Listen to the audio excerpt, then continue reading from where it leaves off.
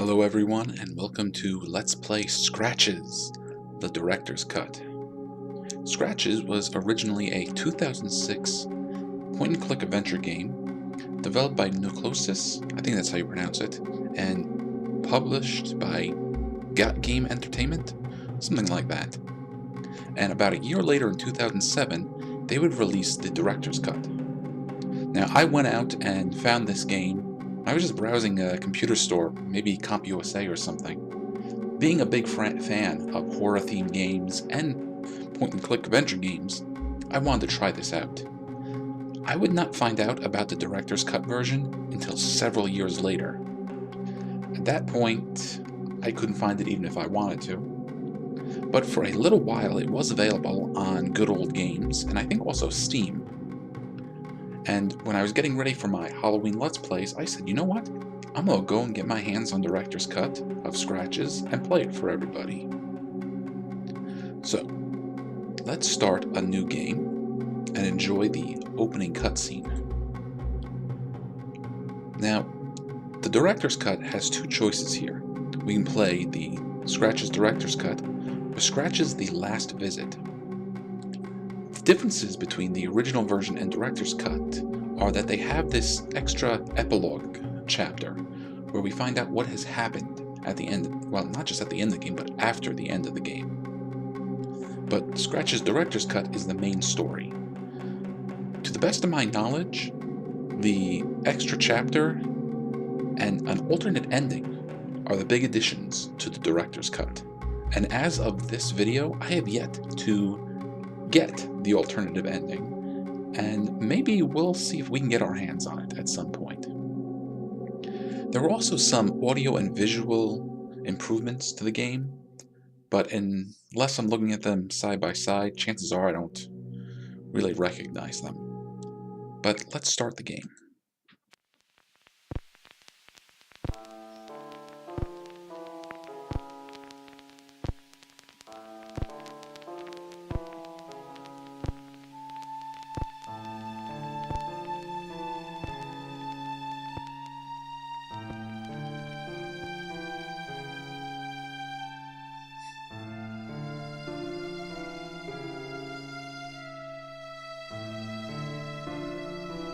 That's a creepy looking picture. That looks less like two people and more like two ghosts. But I'm not going to spoil anything.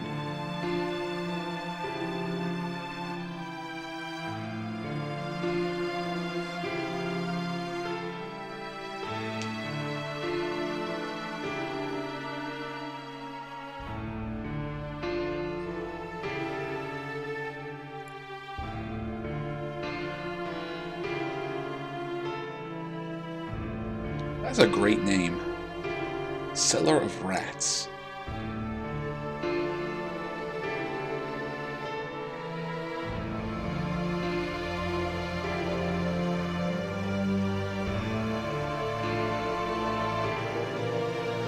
Now, I don't know how important this is or how accurate this is, but I do believe that I read that this was the first commercially available game from Argentina.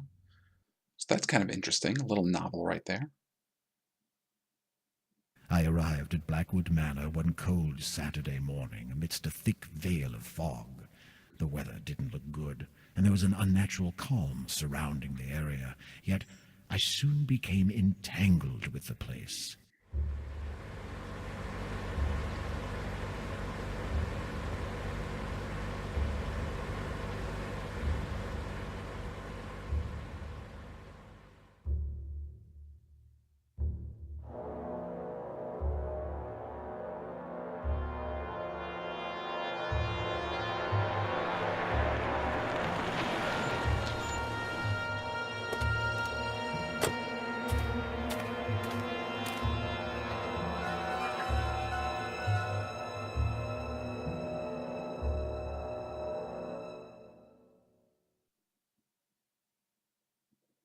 Well, there you have it. That's the Blackwood Manor. Saturday, October 12th.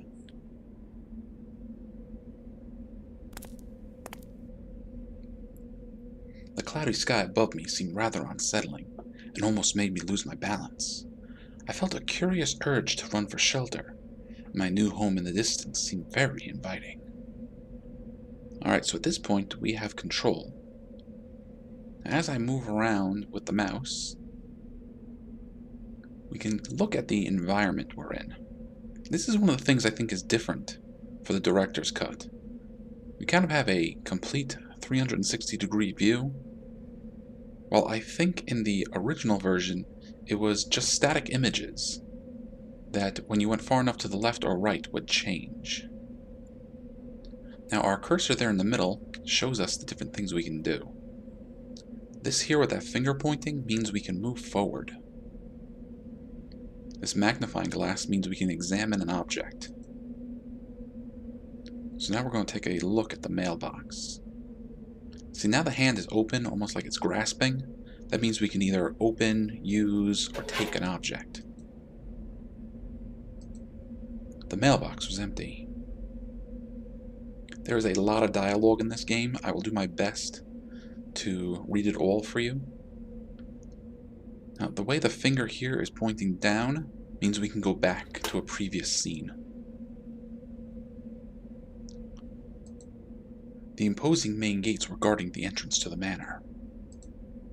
Even if I wanted to leave, I could not do so on foot. Alright, so before we get too much further into the game, let me tell you a couple of things. Now, it already said this was Saturday the 12th, and this game takes place over the course of 3 days. And what I'm planning on doing is cutting up the videos into a series of those 3 days, with the final chapter being the 4th video. The other thing is, like a lot of point-and-click adventure games, you have to go around and solve puzzles and find the right items to use in different locations and that sort of thing. But unlike a lot of them, this one can be done out of order. Well, at least sort of out of order. Some things have to be done on certain days.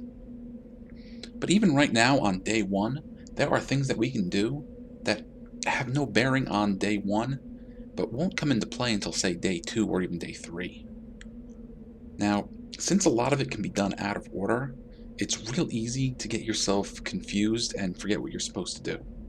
And in the purpose of full disclosure, I want to let you know that I do have a walkthrough open up, and I will be taking a look at it whenever I feel the need. So if I pause for several seconds or a minute at a time, or there are cuts here and there, that's probably why. Now we're going to take a look inside our car. Here are our car keys. It was the car starter. Honk. Oh, so here's another thing I should probably mention. If we right-click, we can look at our inventory. Now, this here is our main character's notebook. And as we go through the course of the game, he'll put his thoughts and notes in here. I think we'll take a look at it periodically, or maybe even at the start of each new day. I do believe that that is something new for the director's cut.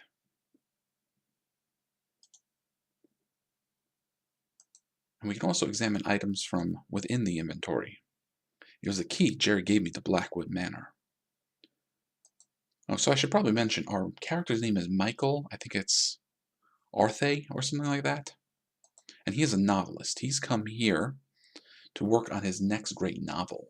This house was gotten for him by his publicist, Jerry, I think it was. I had only just arrived, and the idea of driving again wasn't very tempting. So for example, what we did right here with the car key, that won't become important until much later in the game. It was the boot of my car, which, considering my non-existent technical expertise, I hope I would never need to open. So in the case of this car, the engine is actually in the back. Like cars in the US, at least the cars that I'm used to, all have the engine up front.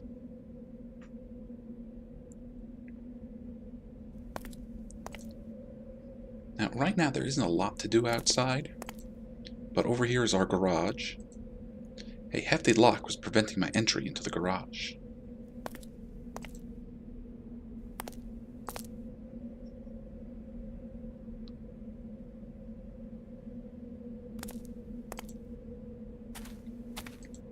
if we go back this way,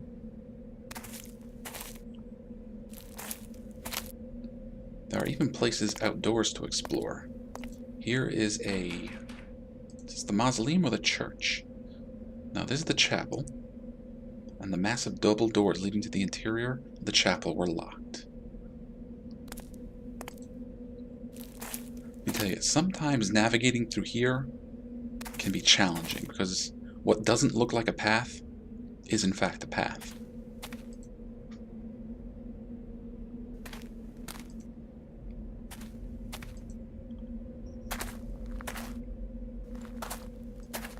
Over here is the greenhouse. The door of the greenhouse was stuck, probably due to some serious rusting of its hinges.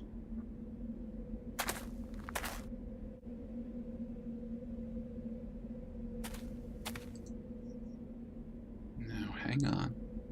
There's the greenhouse. But over this way, this is to a big old tree. A gray naked tree was standing on a small knoll, crowning an otherwise bare area, with its thin branches slowly swaying in the gentle wind. All of a sudden, I began to feel very alone. There was a small pool of water below the arching tree. Now let's see if I can make my way back. That's the tree, that's the greenhouse.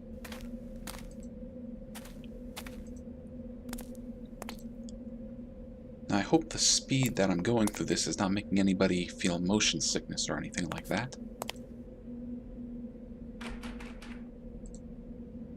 The door to the house was locked, fortunately. Actually, since we're at it, if I hit escape, we'll go back to the main menu. Here we can save, load, and change our setup a little bit. Right now the hints are off, and I have just about everything set to normal.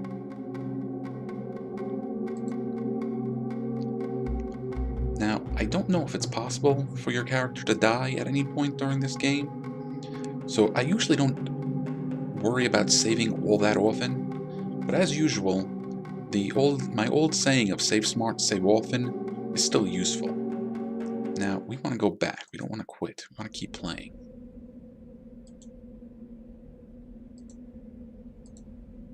Come here, you.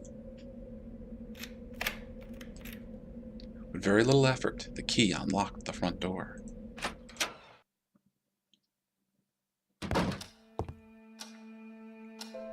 Okay, now we're inside, and the exploration can begin. Now, this grandfather clock here, a majestic grandfather clock, was gently ticking nearby. It was almost sleep-inducing, but I was glad it was working. This clock, I think, is one of the few ways to tell the passage of time in the game. Oh, now you hear that? The phone over here is ringing.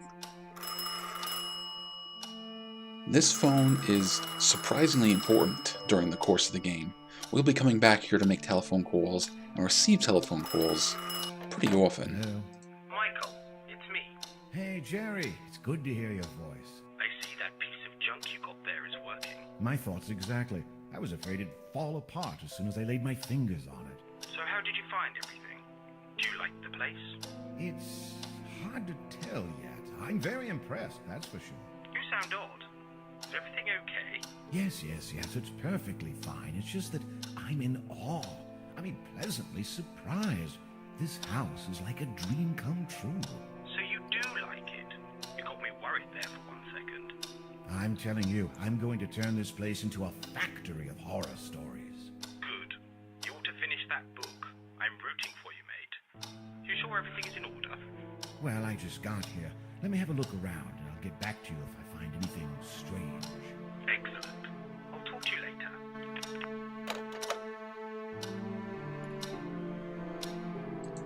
So that was our publicist, Jerry. As I mentioned earlier, he got this house for us. He hasn't gone into details yet about how he's got it.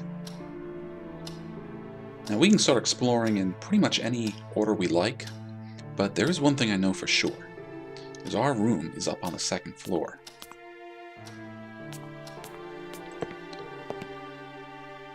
I remember that Jerry said a nice room had been prepared for me upstairs.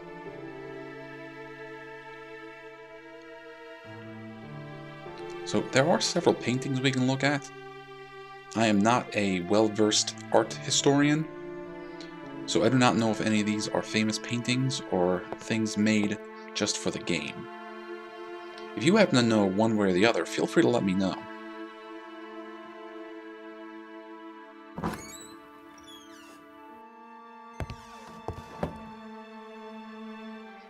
I quickly realized this had to be my room. It became evident why as I glimpsed the gorgeous view through the huge window. My luggage was feeling heavier by the minute. So, here is our writing desk. Can we actually look out the window? The view was inspiring. Jerry had picked the right room for me. It would be ideal when doing some work.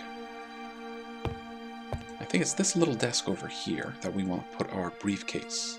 That little table could come in handy.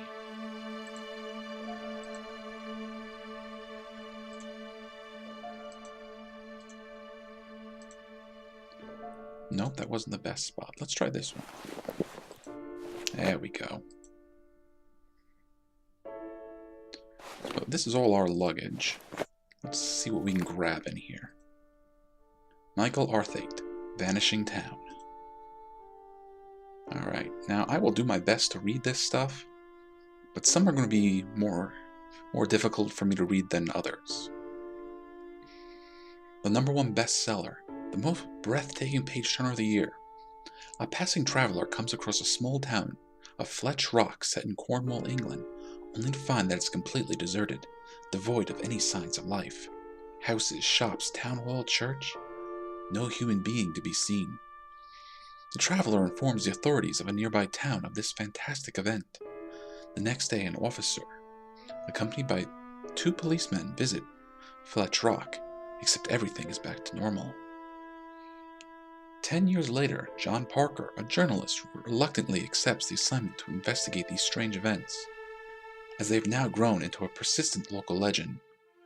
Could it have been a practical joke by that anonymous traveler, or did something truly strange take place in the vanishing town?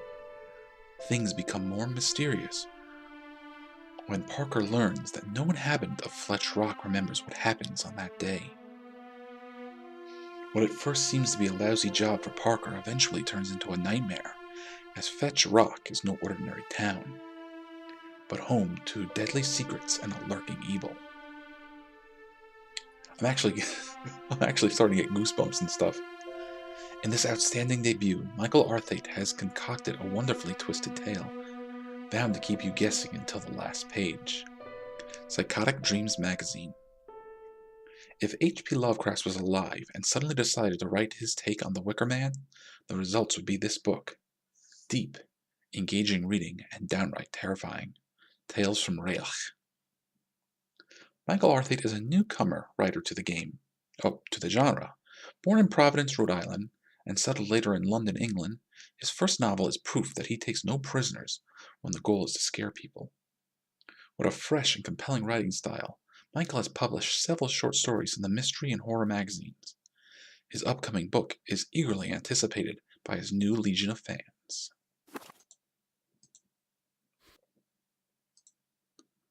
Let's see, we got a letter here. October 7th, 1976.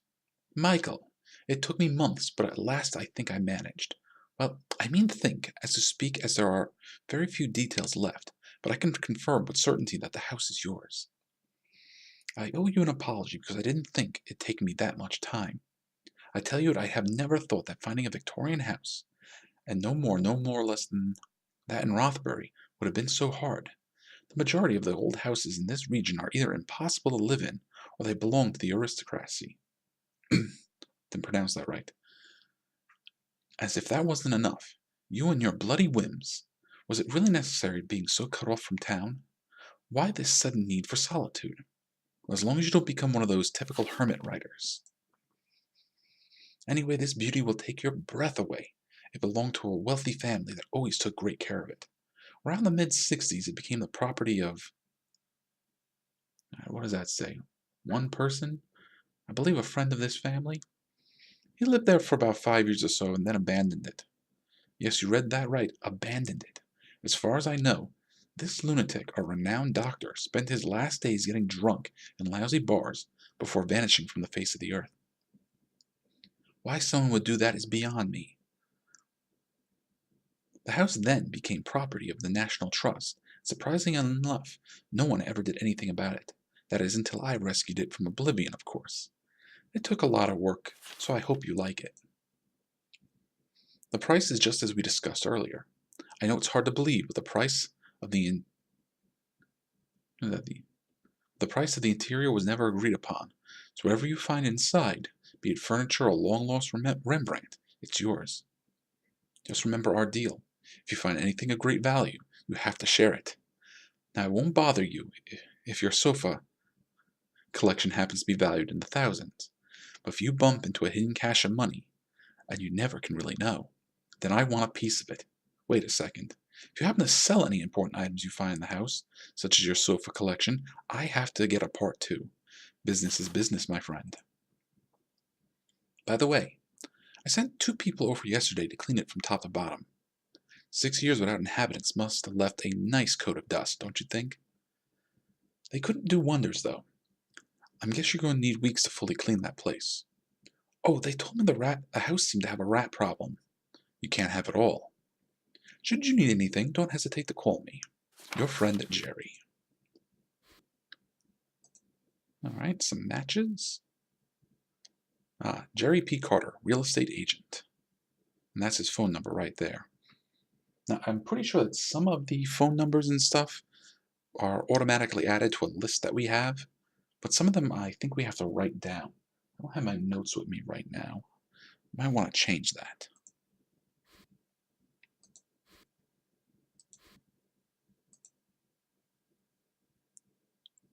And there is someone named Barbara's phone number. Get laundry.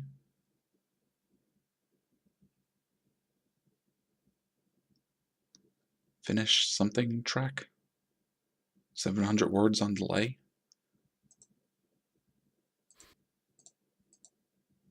No, we don't need to look at that again. I think that's everything in his briefcase. So now we have the pen and we have the matches.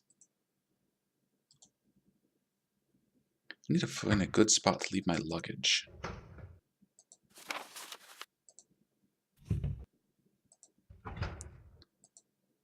Alright, well here is his typewriter. I don't know if he's ready to type anything yet.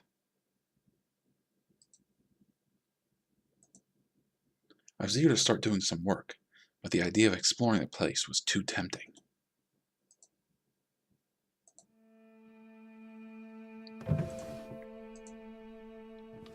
Nope, nothing in there. Ooh, but there's stuff in here.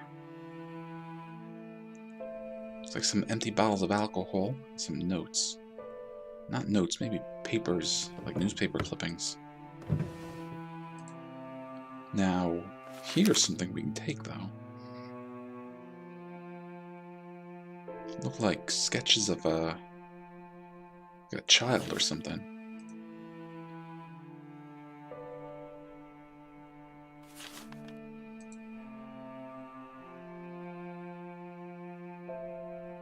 Some anatomical drawings? Anatomic? Again, I don't know how to pronounce words.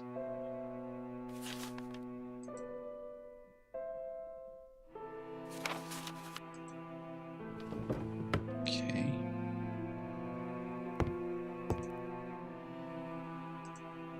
The books in the room were rather boring. No horror novels. Unbelievable. What do we got in here? Why is it that I can't concentrate? Crumbling pages like this. I'm getting worse. The whispering. They're killing me. They can't be real. They cannot be real. Barred the door, but can still hear them in my dreams. How to get rid of it? If it was only that simple. But tearing it apart would force one to admit the otherworldly nature. No, it just can't be possible. I can't allow these thoughts to cross my mind. But I can really hear them so clearly. Have I really lost it? I It just can't be that I'm experiencing exactly what James did. It has to be influence. How is it explained that every time I walk past the gallery, the whispers grow louder? They are lurking inside me. It wants me closer. I can hear them again. Yes, the tortured souls of the falling now suffer for eternity. A chant, next room. I know for sure its source now. I can't fool myself any longer. Are those drums? Oh, please, for Christ's sake, don't let it be drums. I have to document this. I have to keep going. Because if James was right, may God have mercy on our souls. Barred the doorway. I wonder what had distressed the writer this much.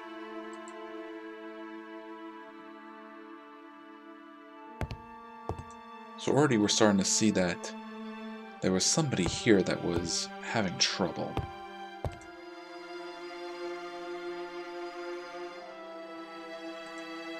It's too early to go to bed. And can we go around to the fireplace? Yeah.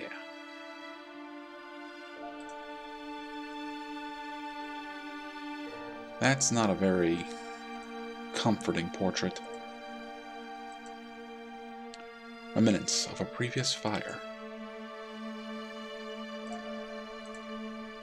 Oh, what do we have here? Oh, it looks like a medical bag. I grabbed the stethoscope, which seemed to be about the only useful thing in the bag. What do we have here? Okay.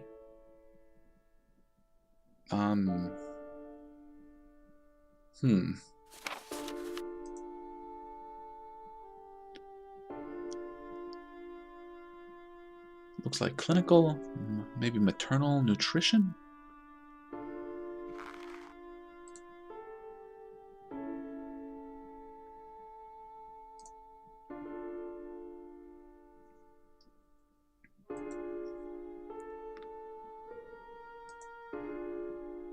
I'll try to take a look at all the paintings. So if anybody likes them or knows where they're from, feel free to let me know.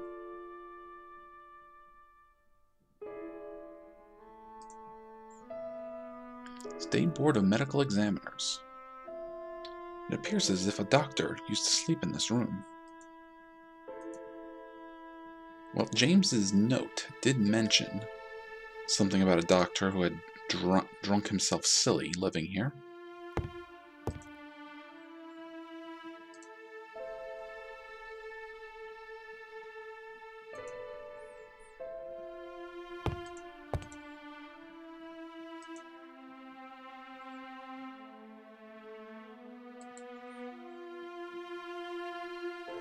I feel like I'm starting to notice a theme with some of these pictures.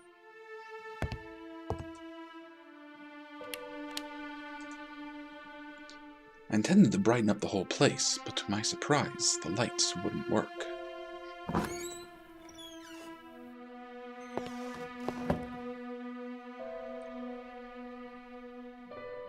Well, let's keep looking at this hallway. Take a look at this picture too.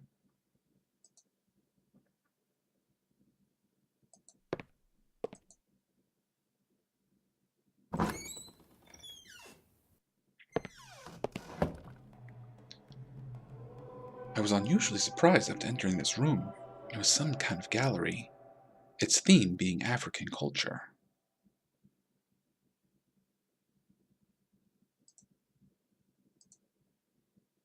Something that looked like a lion's claw was firmly attached to a necklace.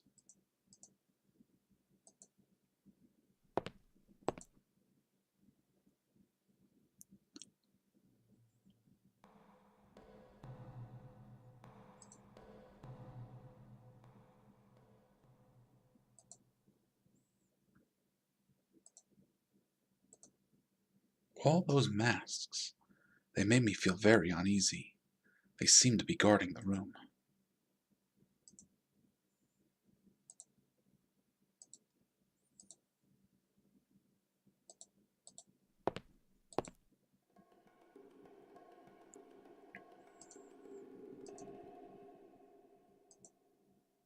Kind of looks like one is missing.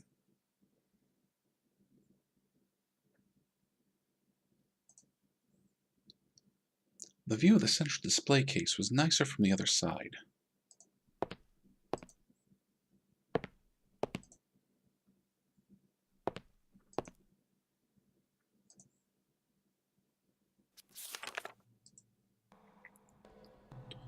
World of Arts, the 19th of September, 1962.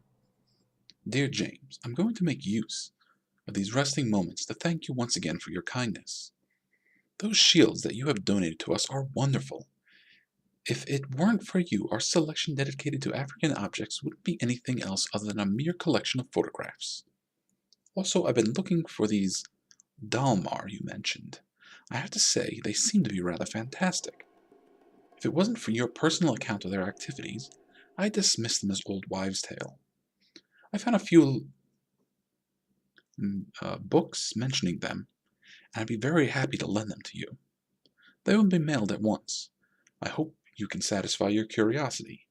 Cordially yours, Simon Russell. Yep, Simon Russell, director of the Durham Museum of World Arts. The lamp seemed to be broken beyond repair, probably the souvenir of a hazardous journey.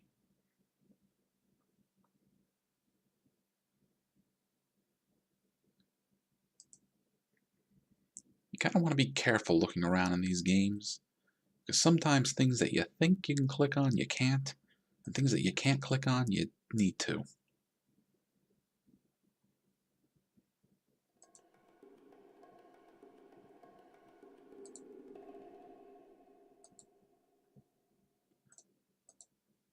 Sometimes it almost sounds like you can hear the drums being played.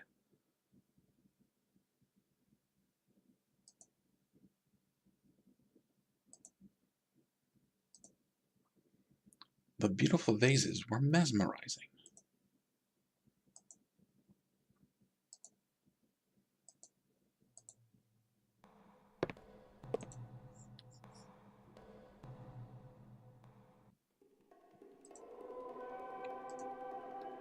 A pair of huge carved tusks were occupying a corner of the gallery.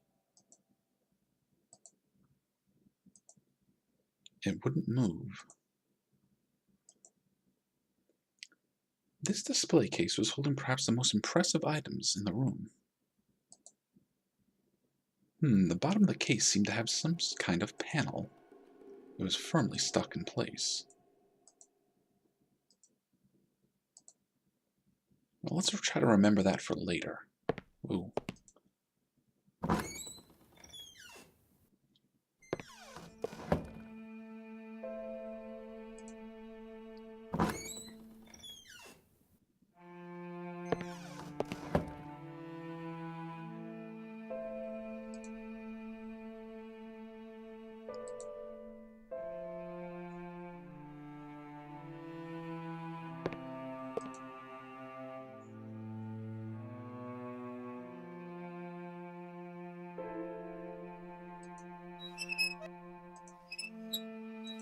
Yeah, we got a little mirror here we can play with.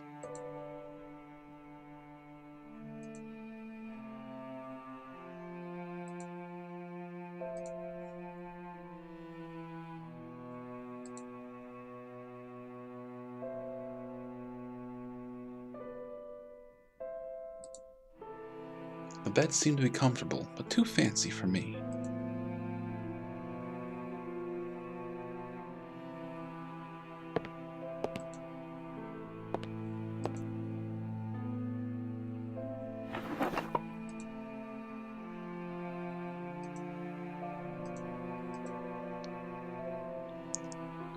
It's like an old watch.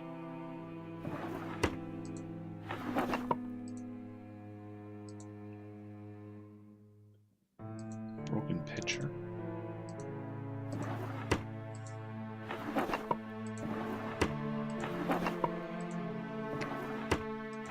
Bottles of something. Though if I try to click on them, they just close the drawer.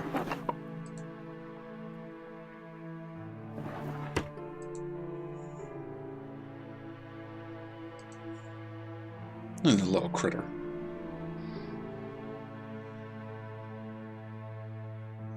Is that a Pomeranian?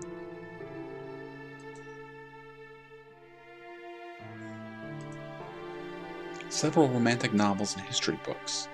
I decided to stay away from them.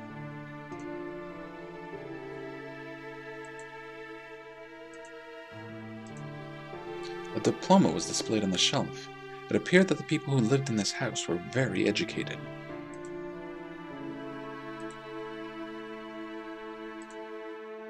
Books on engineering, math, physics, not my thing.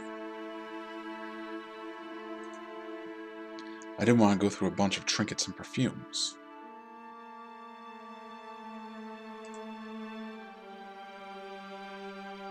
What do you got here? Some guys working at the forge?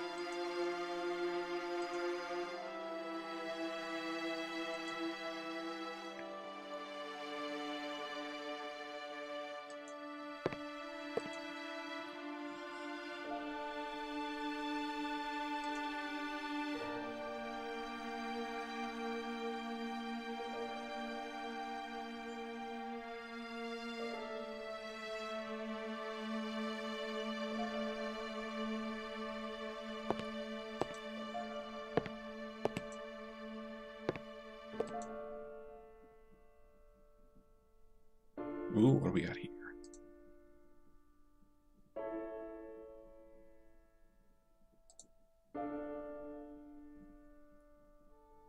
Kinda looks like there's hinges or something over here.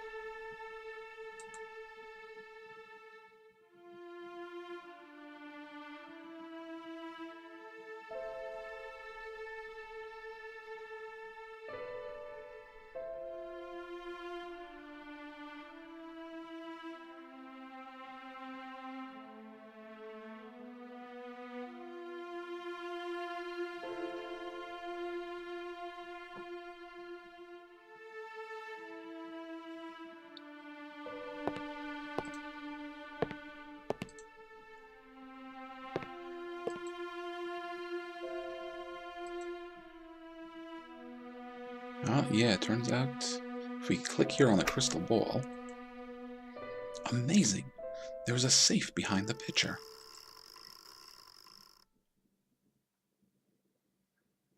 I didn't know the combination, and safe cracking certainly isn't my expertise.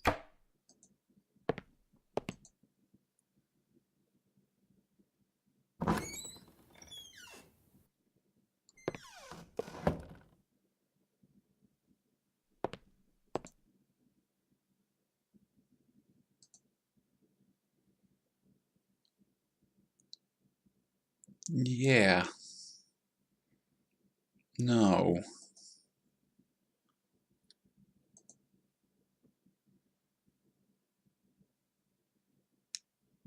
Even that one just kind of has a certain wrongness about it.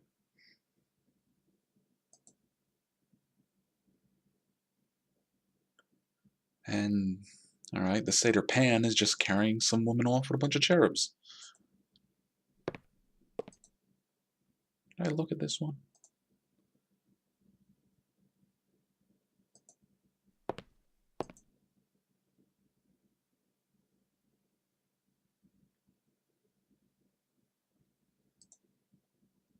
Now this one is actually one of the few ones I do recognize. Kronos here eating his kids. So there are a set of stairs that go down over here, and there are also a set of stairs that go up over here. But we're not ready to start exploring the, let's say, the attic of the mansion yet. And we're not going to go down this back set of stairs. We'll go back down the front set of stairs.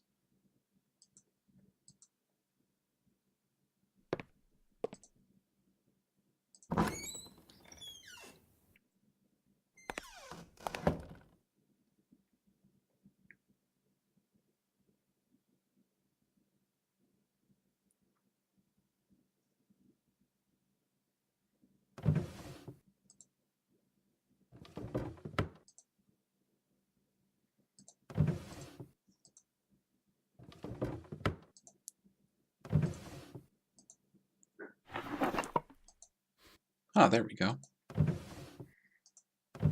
Now this makes it easier.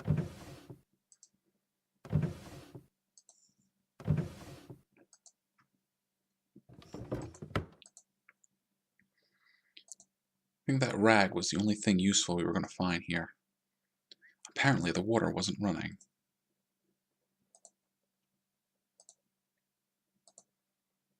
There were a couple of towels in the bathroom, but a great deal of repair work would be necessary before I would attempt to take a shower.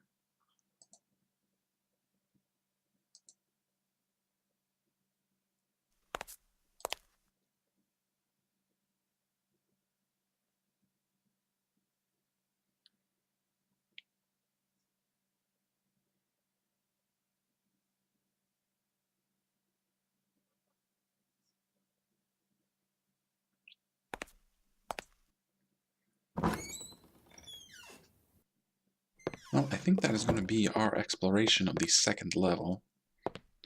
Let's go back down to the main floor.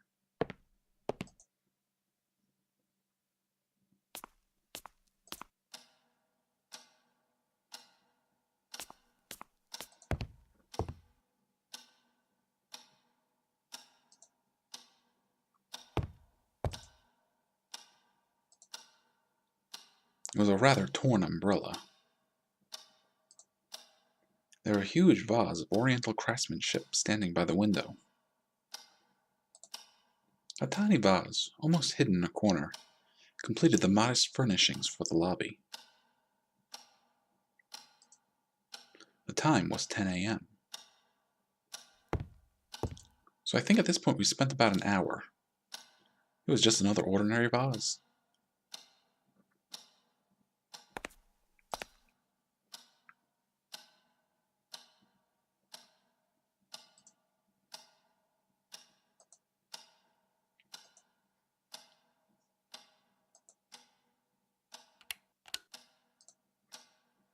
Just in case I tried again, there was still no power.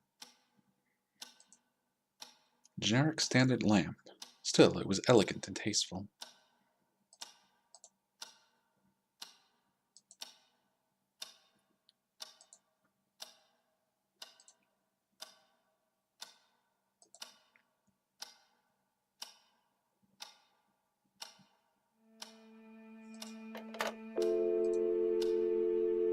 Alrighty, so we can speak with Jerry. We can speak with Barbara, who I think is our receptionist. Or we can manually dial a number. Manually dialing a number can get annoying. But we're going to call Jerry and tell him, what we've seen so far.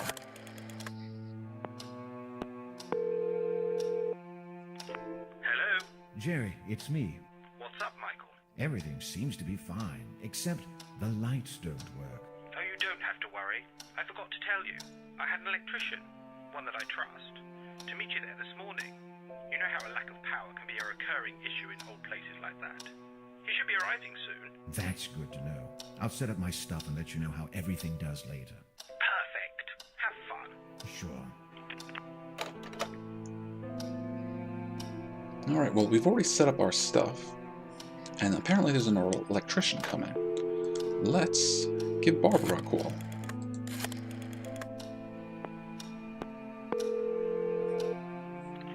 Hello, Arthate Productions. Arthate Productions? What in heaven's name was that?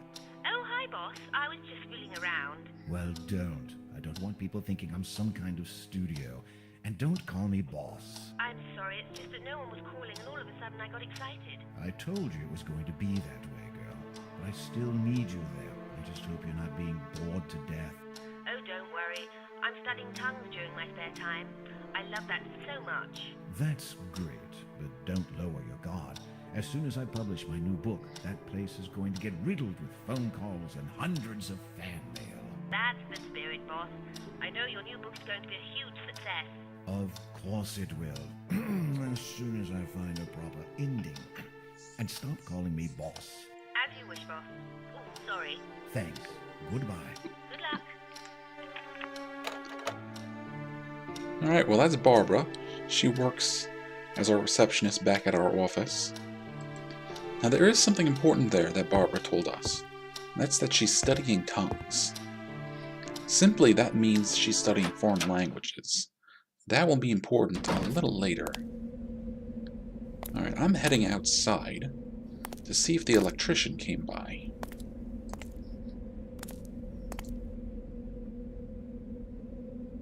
I went to the front gate just as Jerry had instructed, but there was no sign of the electrician. Well, it seems someone left us a note. Mr. Arthate, Mr. Carter sent me here today to fix a power problem in your residence. I was told to meet you at the gate, but I've been waiting for a few minutes and still haven't seen any signs of you. I will wait some more and then leave. Please contact Mr. Carter as soon as possible. Well, the electrician tried to come by. Let's call Jerry and let him know about that.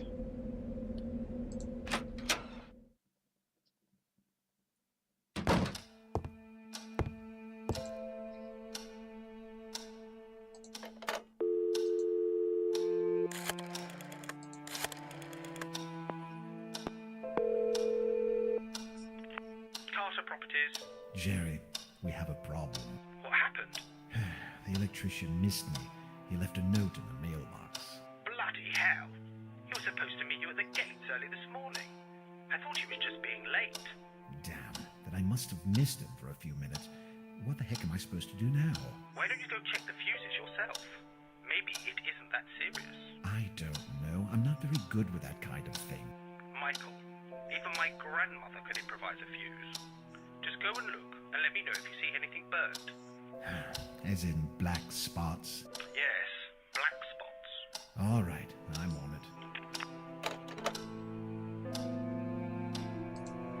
it. Okay, so we have got to find the fuse box and see if we can restore power to this place.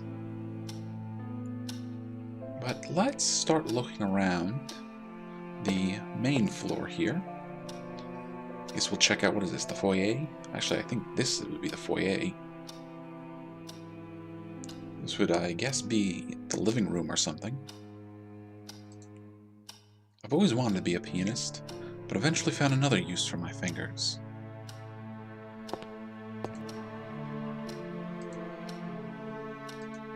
A fancy red clock, which sadly wasn't functioning. The place was full of exquisite, a bit aged candelabras. A generic standard lamp, still it was elegant and tasteful. Oh, I should know this. Oh, which biblical story was that?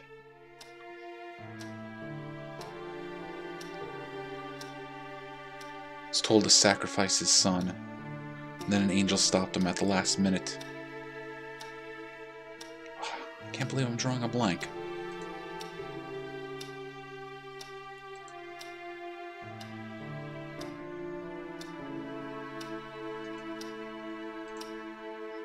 It was all gibberish to me. Well, to be honest with you, it's pretty much all gibberish to me as well. I've tried for years to study piano sheet music, and I cannot get a handle for it at all.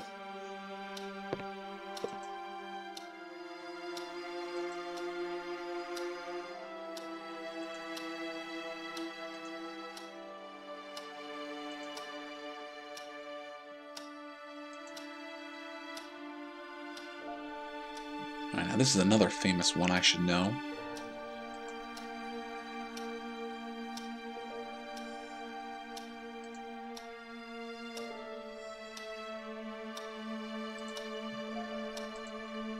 The fireplace had a generous amount of wood in it, and I was relieved to know that I could warm up the place in case it got cold. I am certainly not good at chopping trees. Even though we do have matches, and I think we even have a rag. It was clean enough. I don't think we're at a point where we can light the fire. The idea was nice, but it wasn't that cold really, and I preferred to save the few matches I had left.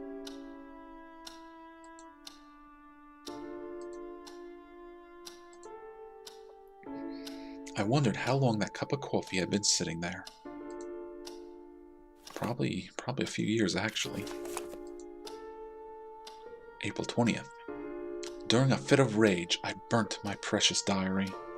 Not that I regret it, as my disjointed notes were worth anything. Their only purpose was to keep me sane. I feel that this is my escape route, my only means of finding some inner peace. Whenever I put my pen to paper, I feel that I can reflect upon my situation. I just wish I had more options, that's all. But I'm rambling. I must think clearly. Focus, focus. May 12th. I've become an eternal guardian, stuck between few choices, some of which are good. Do I fulfill a promise and violate everything that I believe in, the very principles of my life? Or am I condemned to spend the rest of my existence in this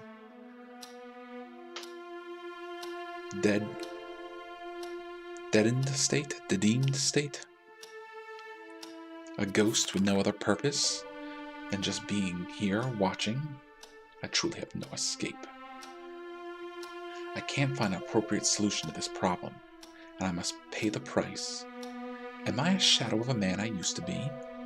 Only these notes remain my testament in these moments of meditation, my sole companion. June 26th. Today I spent the entire afternoon staring at the window, my mind a blank. Oddly enough, I really didn't care. It seemed now as though it was something natural for me, a part of my personality. But I know the reason very well. I've lost my soul. I am an empty shell, devoid of any feelings. I renounced them on that fateful day, and the worst thing is I knew there were going to be consequences. No, that's not true. Consequences were far worse than I expected. How could I be so blind? January, I'm going to say 21st? I often wondered what happened if we had simply reversed it all. What would happen if right now I came out and told the world what really happened? No, I'd end up rotting in jail. That might be a better destiny compared to this eternal suffering. November 17th. I can't say for sure when it began. I just heard them one morning, coming from next room. The whispers. Are they real? I've been alone too long. They won't stop. Can't stand it any longer. February 9th. Ever since I locked it away, everything seems to have calmed down a bit. Perhaps James was right after all. It's madness, I know. But at this point, I'm inclined to believe anything.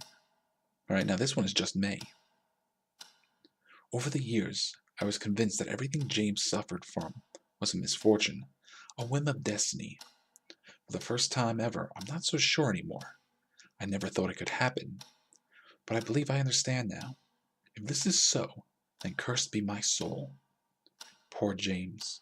If I had acted in another way, then maybe things would have worked out differently, but it's too late now. I have to suffer my Calvary? September 13th. The noises are back, although this time they're different. Before I only heard them in my head, as if someone or something was whispering.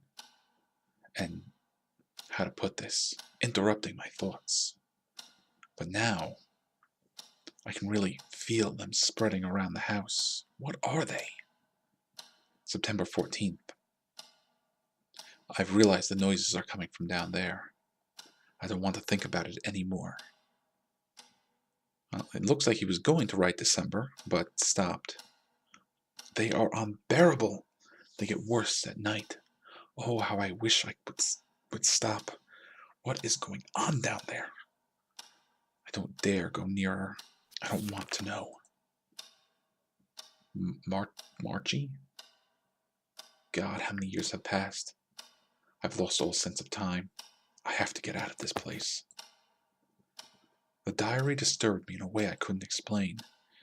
Yet I felt curious about what had been tormenting that poor fellow.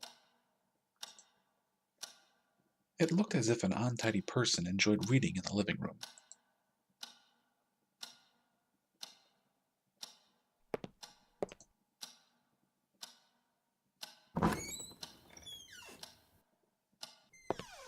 And I do believe we are now in the study.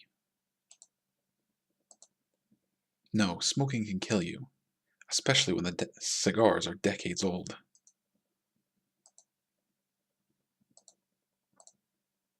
The little drawer wouldn't open.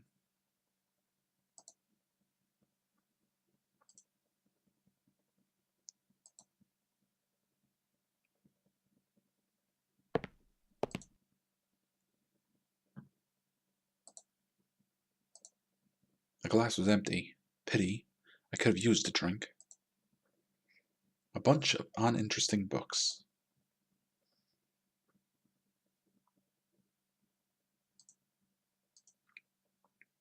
The place was full of exquisite, a bit aged candelabras, remnants of a previous fire.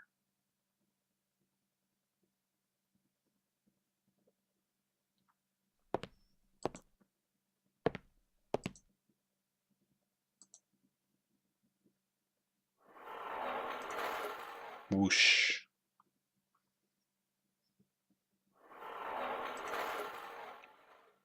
While this is fun to play with, I don't think it has any effect on the game.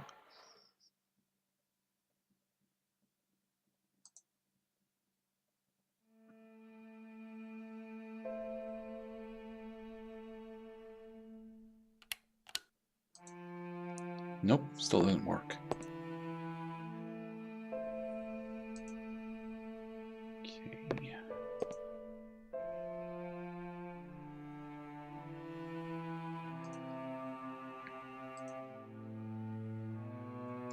"2 years in East Africa. A journey to the sources of the Niles, with numerous illustrations."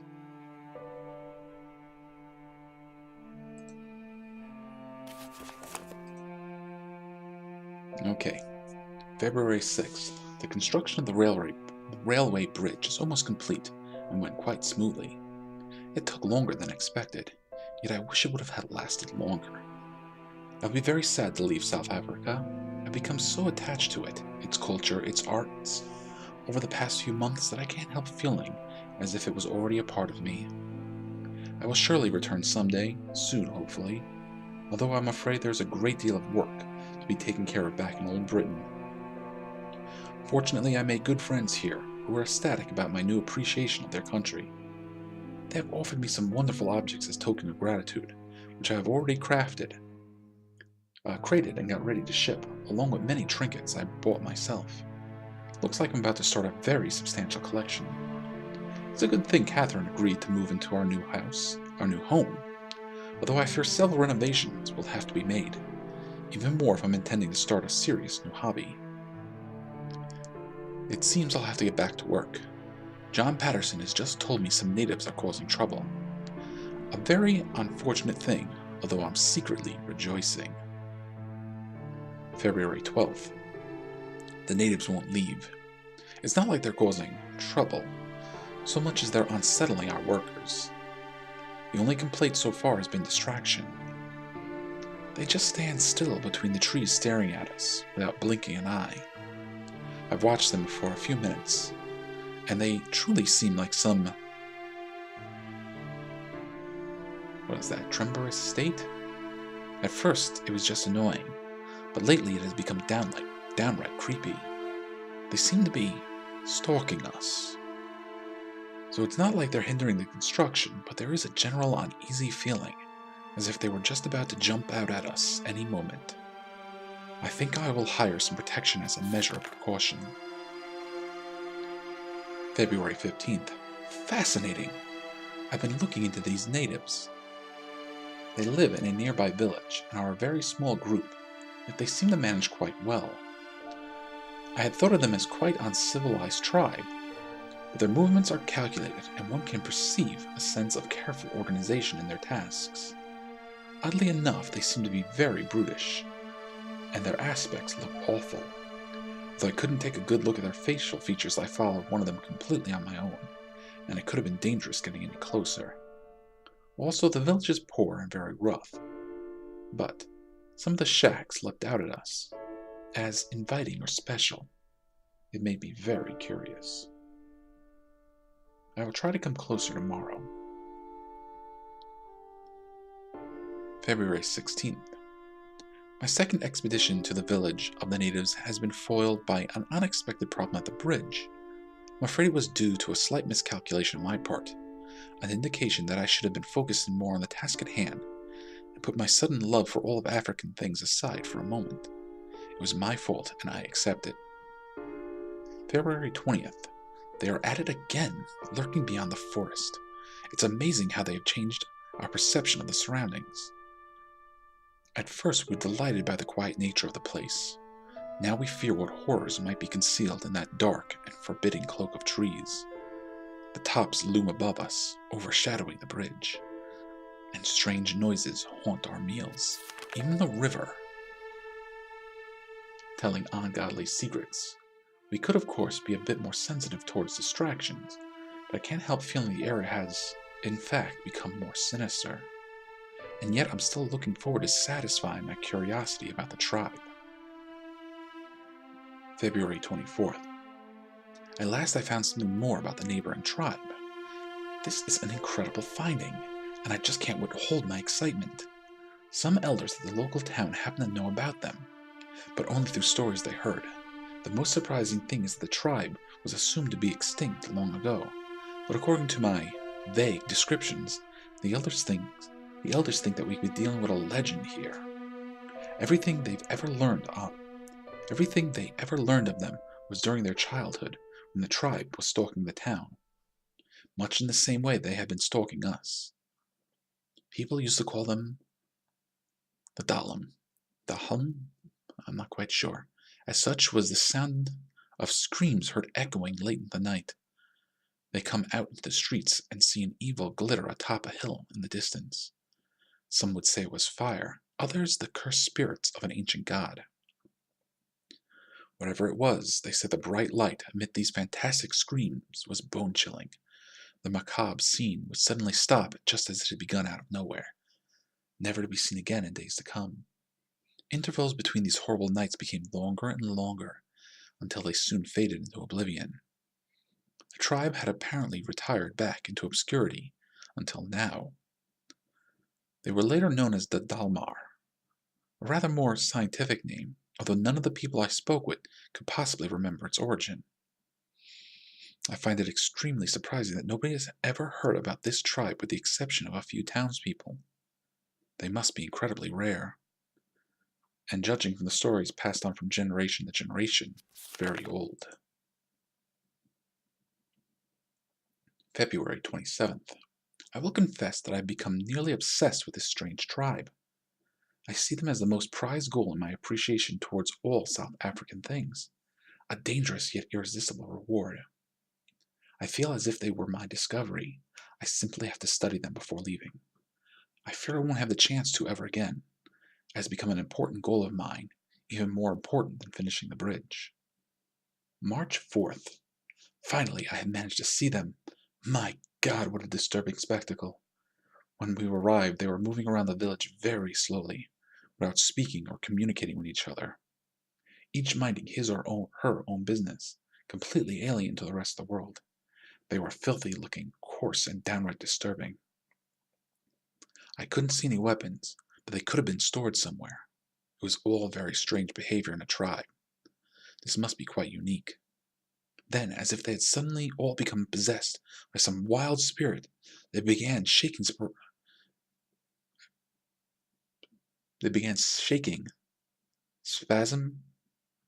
spasmodically and screaming like mad.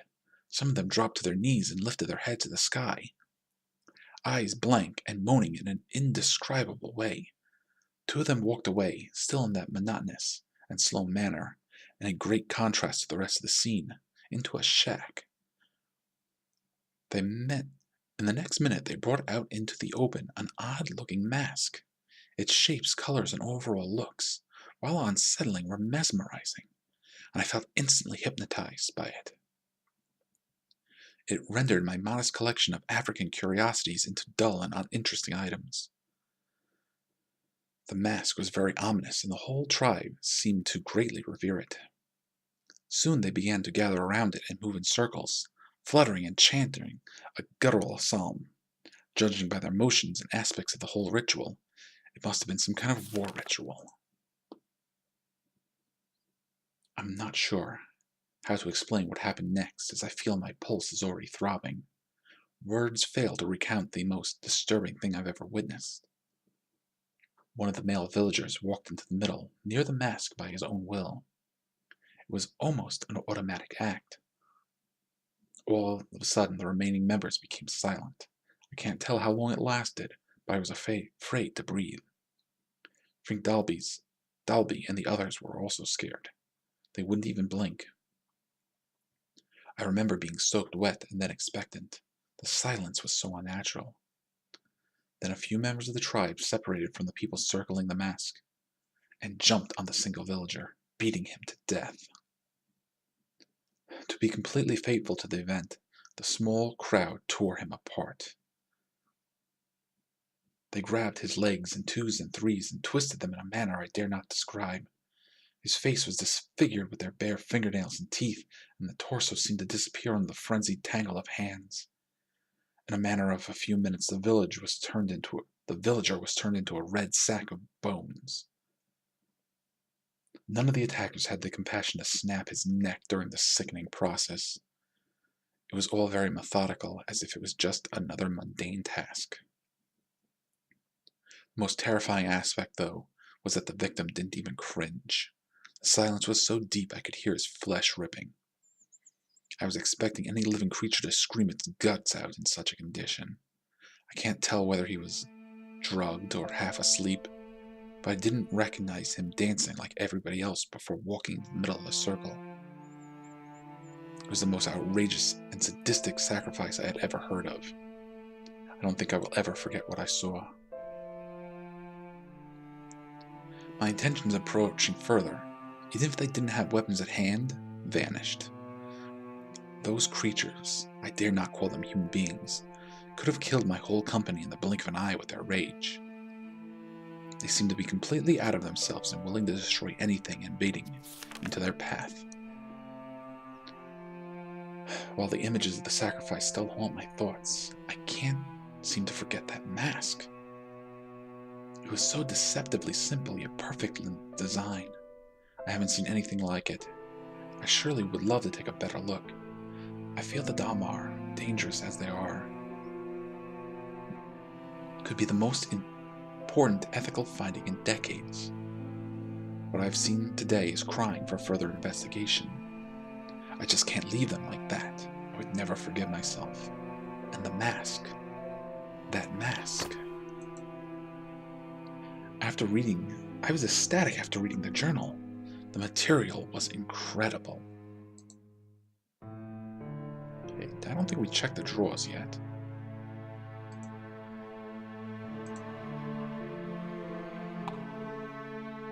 Click. Clack. Yeah, that's all. We can just play around with that for a little bit if we like. Sound doesn't seem to quite line up.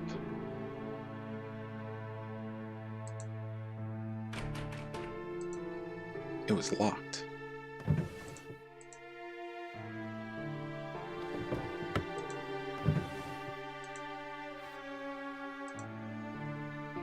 Ooh, there's a note in there.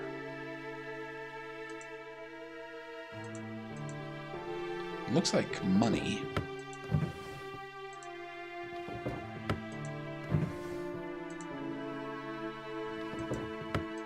Book we can't look at. More cigars. Ooh, what do we have here?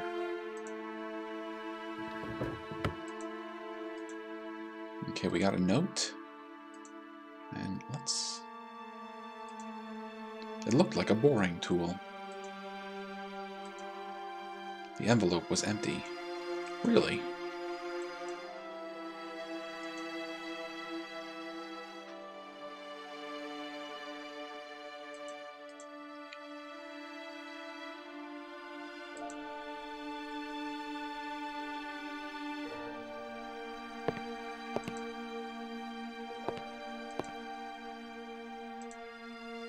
The huge collection of books was impressive.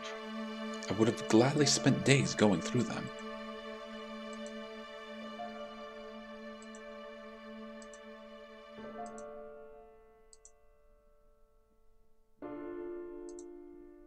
Most of the clocks in this house weren't working. Diploma, granting the title of construction engineer to James T. Blackwood. Several trophies for remarkable accomplishments adorned the room.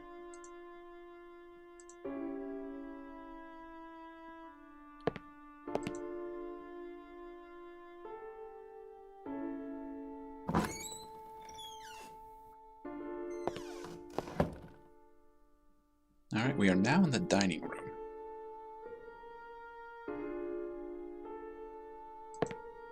And I think this door leads back out to the hall with the phone.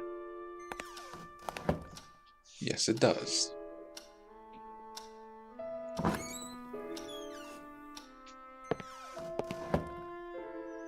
Okay, we should explore here first.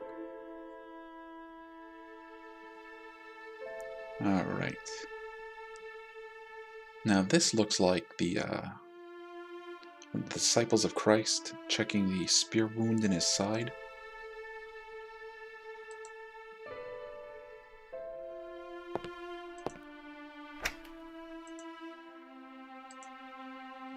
I couldn't decide what was more impressive, the incredible collection of books in the study, or the amount of booze in the dining room. Wait, I wasn't done looking yet.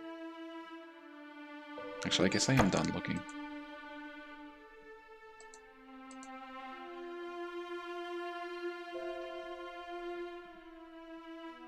Well, remember, it was suggested that the doctor had developed a drinking problem. A couple of beautiful vases made of shiny glass were standing on the table.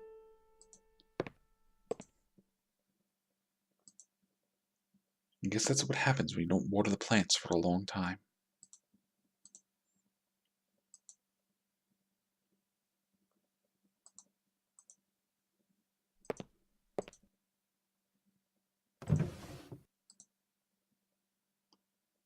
Nope, just looks like rolled up napkins. Tablecloth, napkins. Certainly wasn't my thing.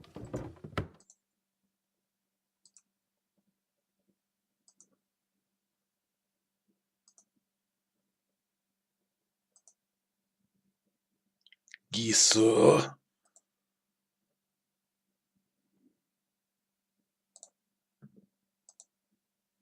Just some useless junk. Can I look at that painting?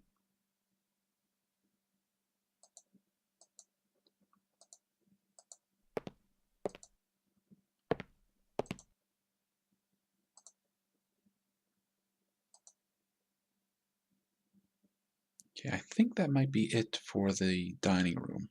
I don't remember there being a lot to do here.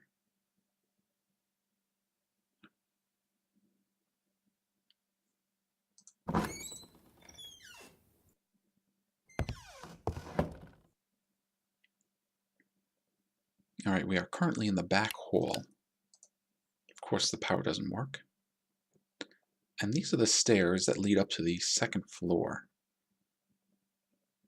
I said we would skip those, but if we ever need to, we can come up or down these stairs. Several vases of African craftsmanship were standing against the west window.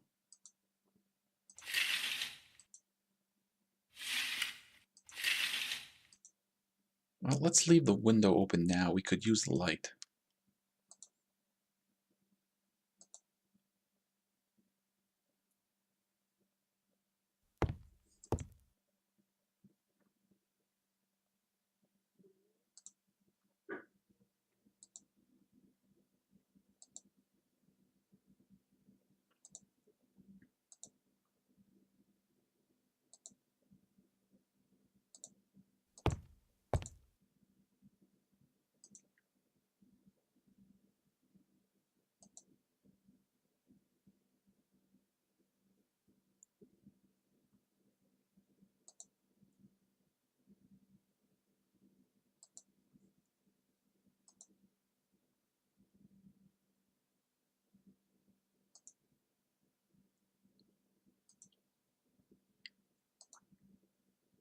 The drawer was stuck beyond hope.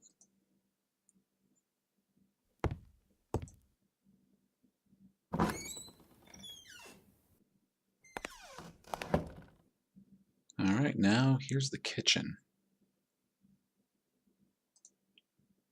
Just an ordinary little table. A key holder, except there weren't any keys hanging from it.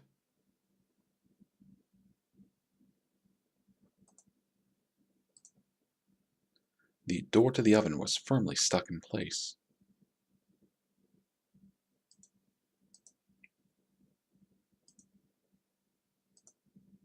There were plenty of kitchen utensils in the house, ready to be used.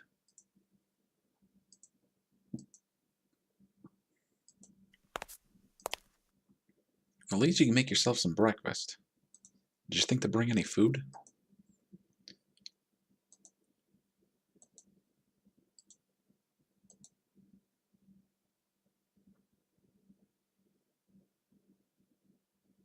Now there's the back door. Back door leads to some other areas that we can only get to by going through the house. We'll take a look at those in just a minute.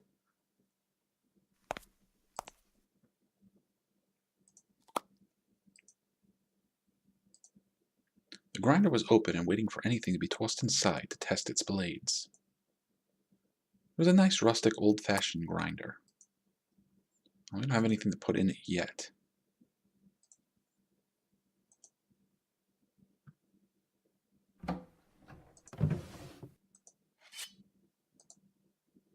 A knife. Big old knife.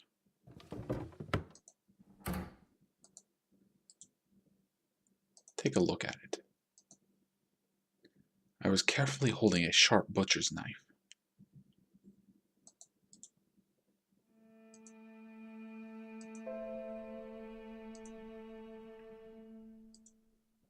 Apparently the water wasn't running.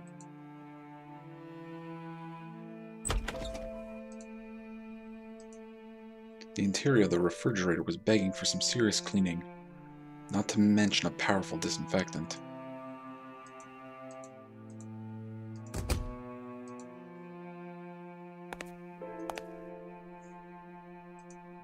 Countless jars and cans adorned the kitchen.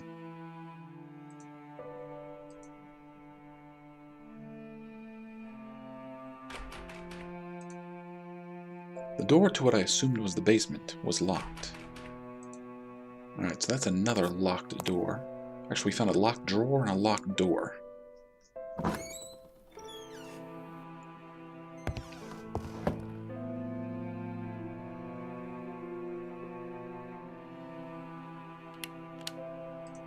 Yep, still nothing.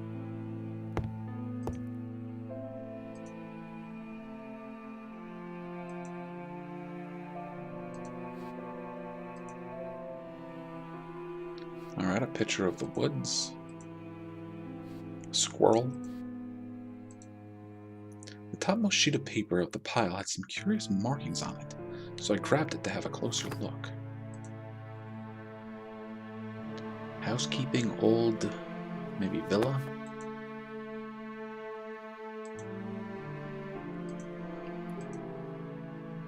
It was a piece of paper with some strange markings, and I was sure there's much more to it than at first it seemed. I think this is one of our first puzzles. If we combine the note with the pen, I need to write on that. No, maybe I'm thinking ahead too far. But I think there's a way to look at those markings.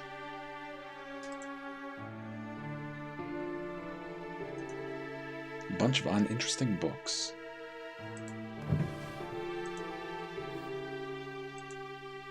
A pencil. A practical photographer. So somebody here liked taking pictures. Oh, now here is something that you may not realize, but it is a puzzle. That's the kitchen, and there's the key hanger. You can see that there is a key there. But there was also a vase that used to be on that table. There's an old picture of the kitchen I had just left. Okay, there we go.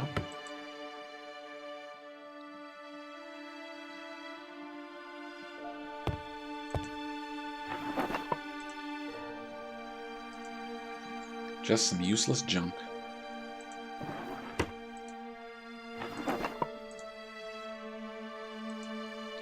looked like whoever stayed in this room loved photography.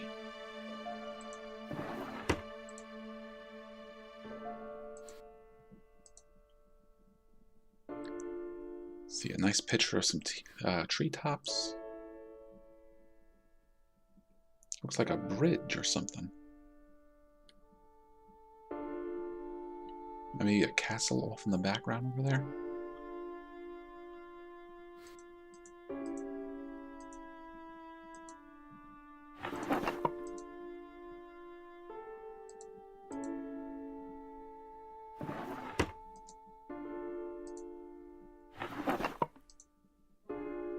No, nothing in here.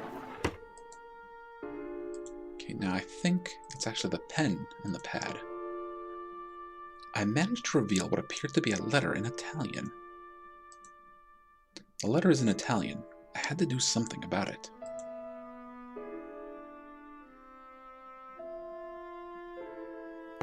Oh, easy now. Don't go wild, Eddie. The Practical Photographer. Class and Paper. A manual. Portrait Views in the Agency of Light. Golden Olban Calotype Wax Paper and Positive Paper Processing. A paper on the method of taking stereoscopic pictures by Charles A. Long.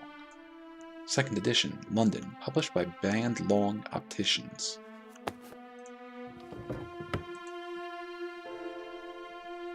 Well, now, the floor here looks a little weird. Even though it looks weird, we can't do anything with it.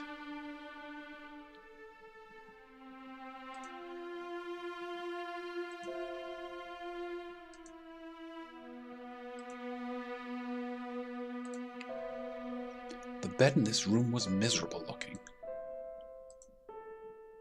Now, I think this was either the maid or the butler's bedroom.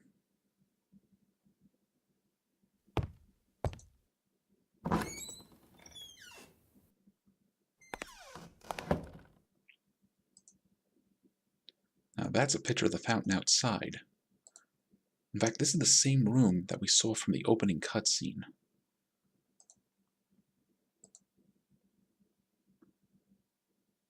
Now there's another picture of the kitchen. Evidently, the bathroom had been used as some kind of dark room.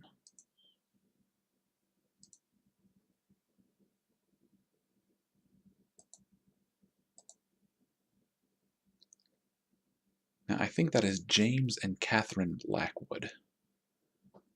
And while that's probably just supposed to be a regular old picture of them, it just has this really eerie feeling.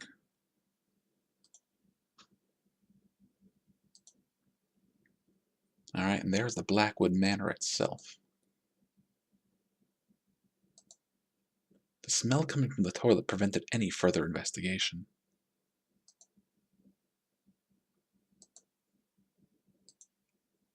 Yeah, no water.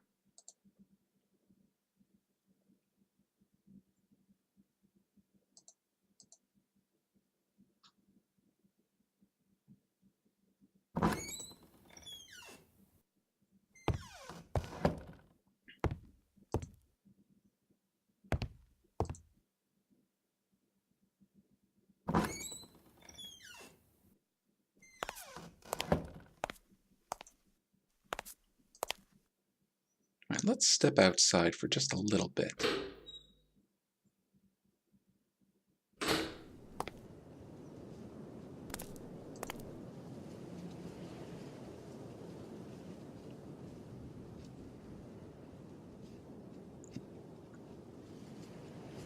This is the back of the Blackwood Manor. Like I said earlier, we can only reach this from going through the house.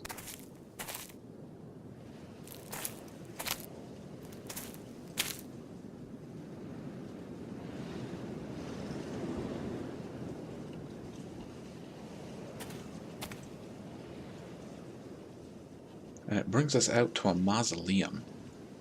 We saw a picture of this back in the... Well, I'm just going to call it the butler's room for the time being. Thick wire was tied between both handles, securing the door to the crypt. Years of corrosion had stiffened the wires on the door handles, making it impossible to manipulate them with my bare hands. Well, right now we don't have any tool that could be used for that.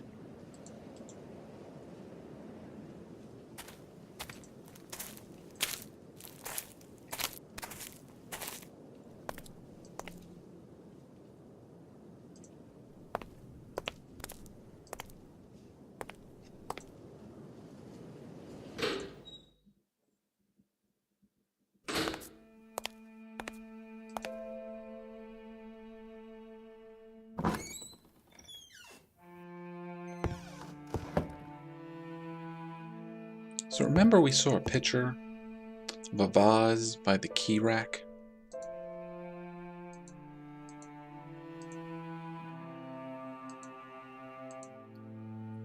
Could have sworn it was one of these vases. Maybe it's the one by the front door.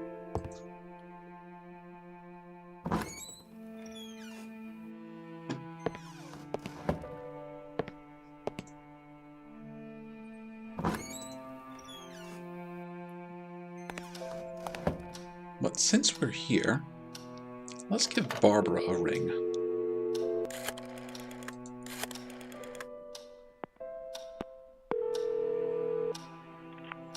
Hello? Hey, it's me, Bobby dear. I need to ask you a favor. Bring it on. I found a letter here, and I'm curious about it. It's in Italian.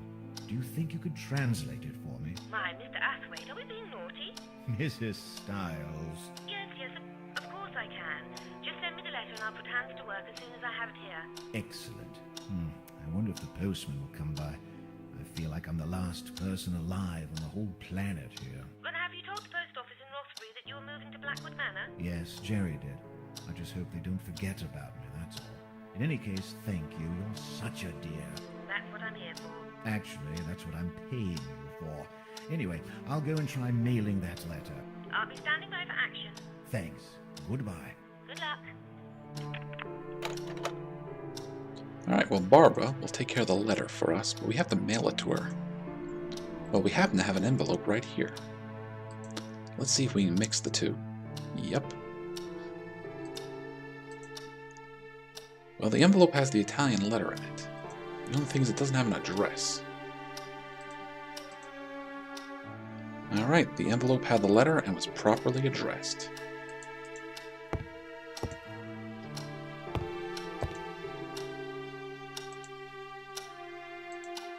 No, it's gotta be that vase back in the corner. I must not have looked at it properly or something. At any rate, let's go mail our letter.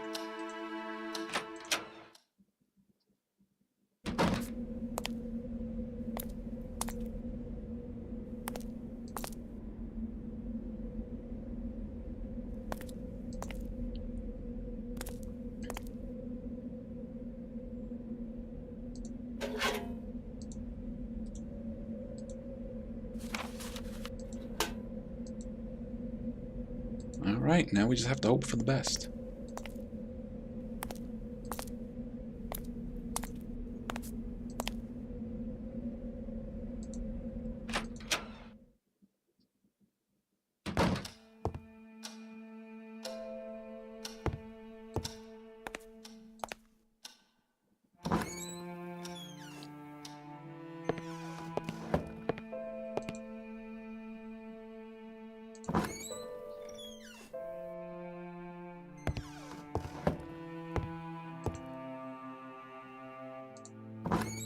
Oh, wait, no, gone too far, too fast, too soon.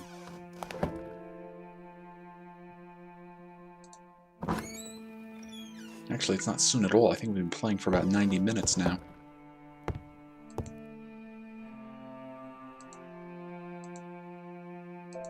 There we go.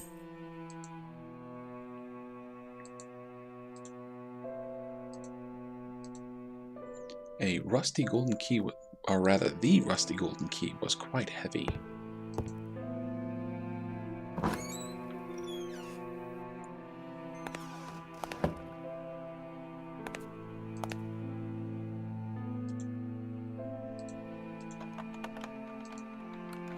Alright, the golden key fit nicely into place and unlocked the door. So yeah, as far as creepy factor goes, the cellar is up there. Alright, cooks conducted tours. Even the music is unsettling.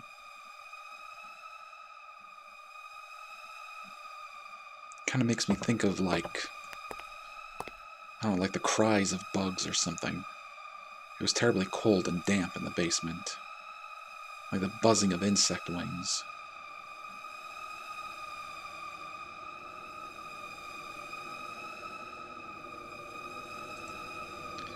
Just some uninteresting boxes.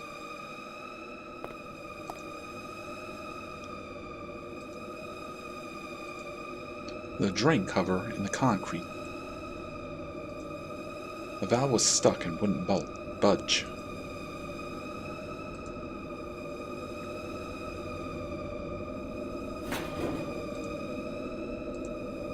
The interior of the furnace was dark as the mouth of a wolf. In case I didn't want to spend too much time near it. Can't say that I blame you. There was a huge furnace covering most of the east wall. I didn't understand why, but I began to feel terribly uneasy. It had a menacing look to it.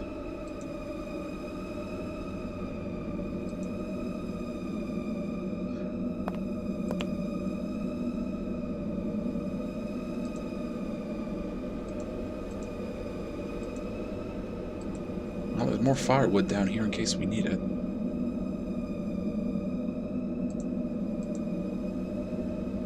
My mind could have been playing tricks on me, but there seemed to be some occasional distant noises.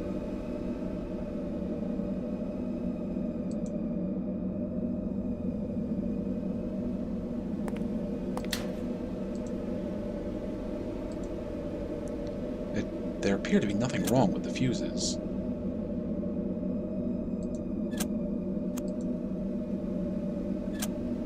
Yeah, nothing happens if we pull them. Well, I don't like being down here. So, let's just go upstairs. Suddenly, I felt a very cold breeze on my neck, and it was then that I realized that I wanted to leave the basement as soon as possible. I don't blame you, I want to leave too.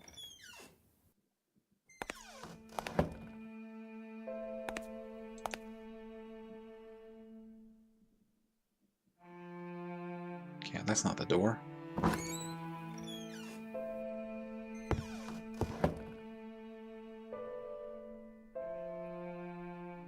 Alright, well, you know what?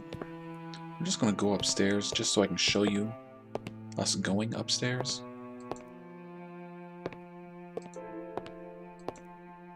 But in actuality, we want to get back to the phone and call Jerry.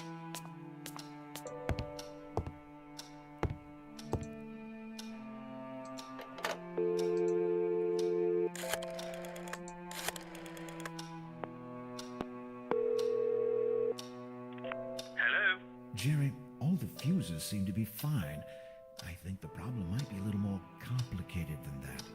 I see. What should we do now? Go get some candles. You're joking, right? No, I'm not. I'm calling this guy right away, and I'm afraid he won't be able to stop by until tomorrow. He was already driving there today as a personal favor. There must be something you can do. I don't feel comfortable walking around this place with dim lights. I barely know it. Michael, come on. Where's your sense of adventure?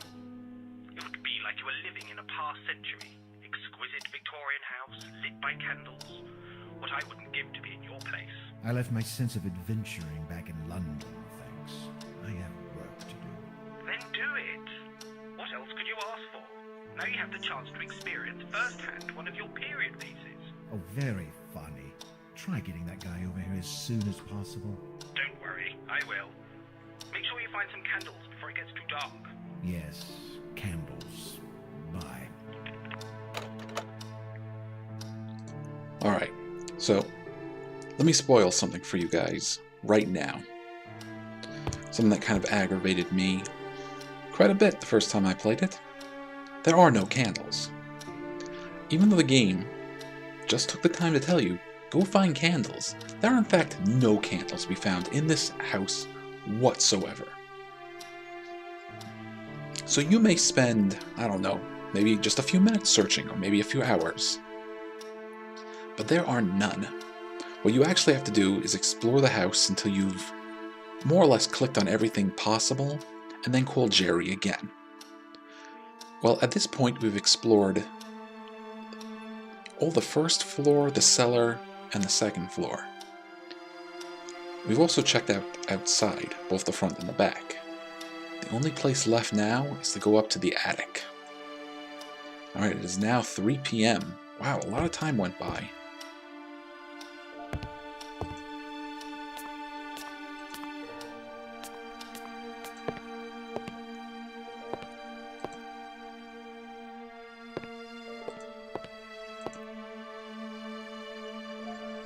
Alright, here we go.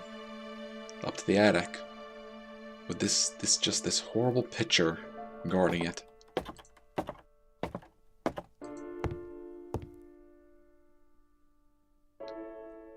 Well, the attic here is actually like a whole nother level to the house, with a bunch of rooms to explore.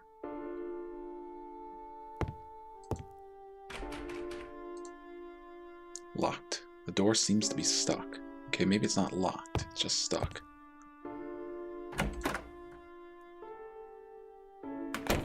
But some very important things happen here later in the game. Ooh, what's this? A small metal rod that I found in the upper bathroom. It's a pile of old bricks. Yeah, it looks like this bathroom was never finished.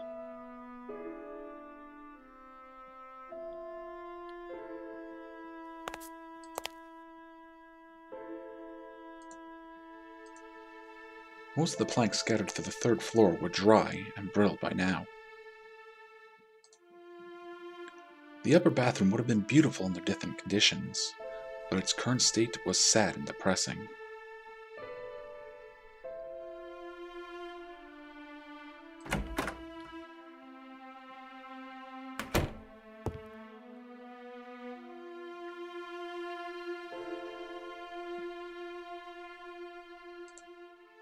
The amount of trash in this room was unbelievable.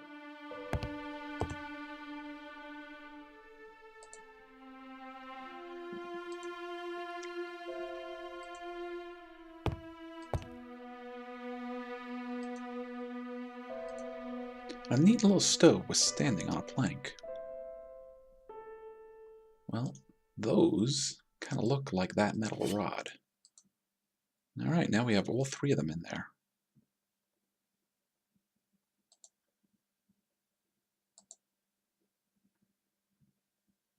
That's going to be pretty important a little later.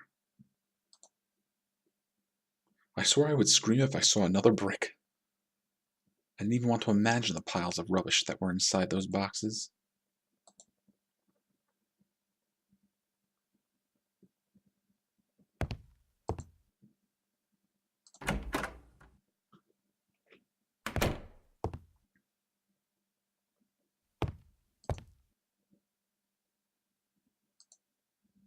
Just a pile of old bricks.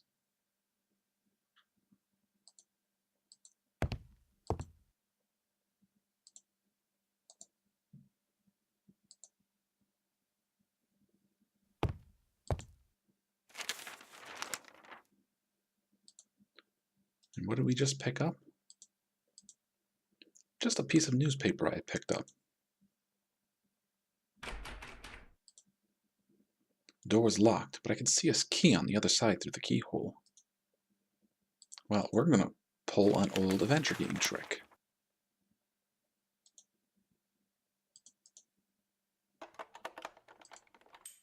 After a bit of effort, I managed to knock the key with the help of the boring tool.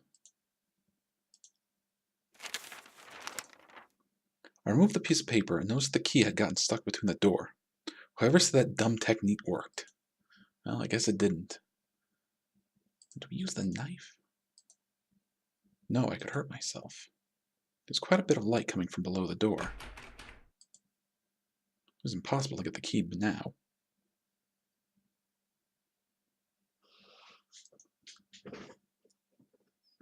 No, not entirely. There is a way to do it. I just have to remember.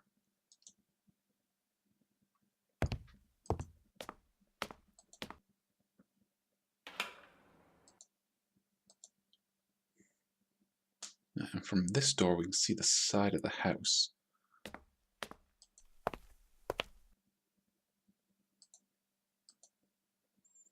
A couple of old rusty lamps adorn the top of the tower.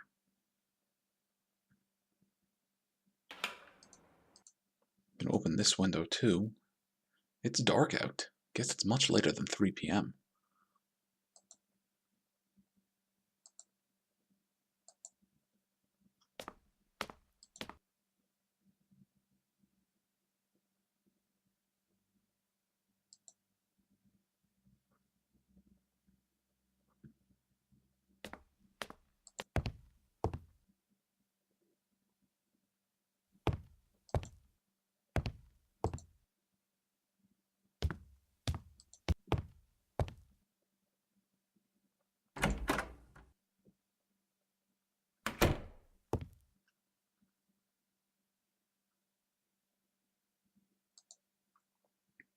Couldn't see clearly enough to identify the objects in that dark room. A useless array of random items, of every imaginable size and color, occupied all corners of the attic.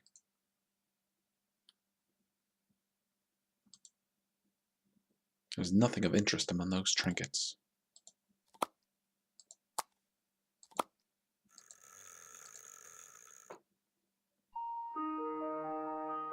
And we get the music box going.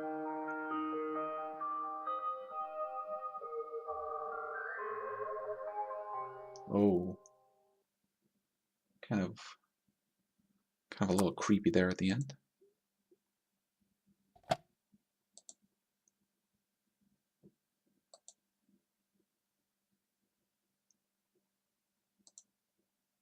A baby carriage.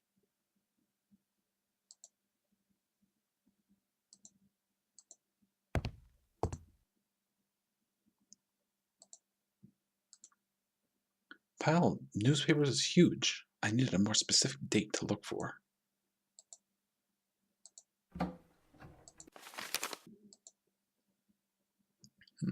Bunch of pictures.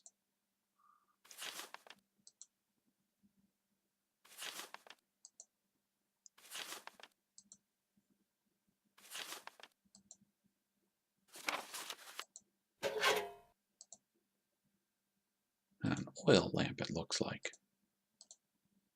Old-fashioned lamp made me think of an exciting adventures I've always dreamed of going on.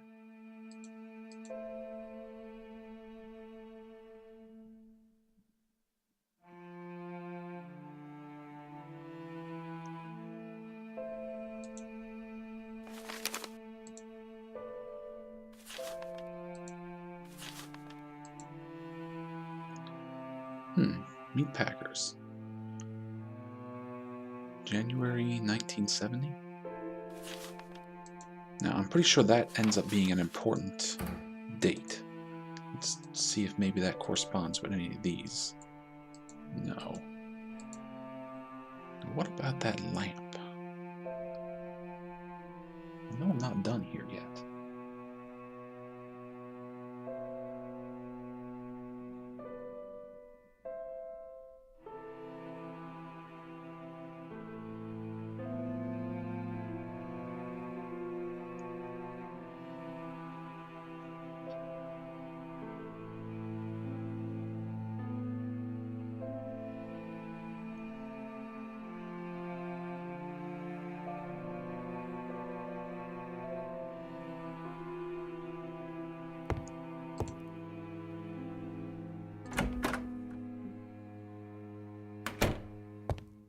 Actually, I'm probably done here for the moment. Now, if I've checked everything that we needed to, we can call Jerry and tell him that there are no candles.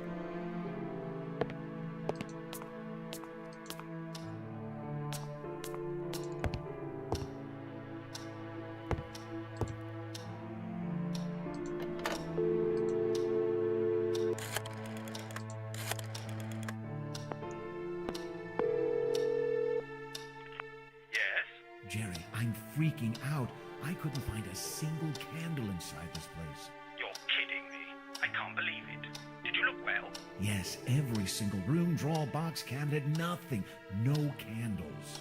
All right, listen. The town isn't too far away. No more than 20 minutes drive. If you can't find some candles there, I'll eat my hat. You'll eat your whole closet. This is getting on my nerves. Come on, it's just a quick ride. You know how to get there? Yeah, I saw her on my way here.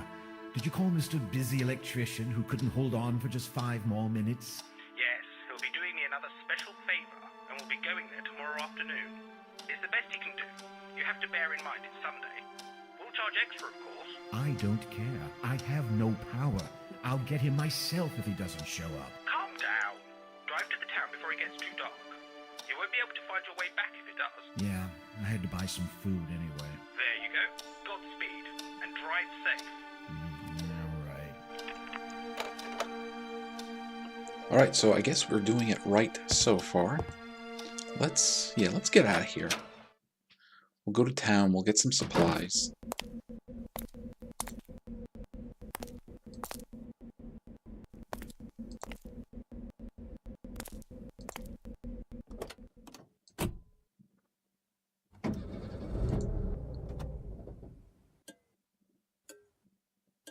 Uh-oh. The car would not start. It was only then that I realized that I had left the lights on. Now that has nothing to do with us putting the key in there earlier. That was going to happen regardless. All I did was save us a little bit of time. Alright, why don't you say we go tell Jerry about our little predicament?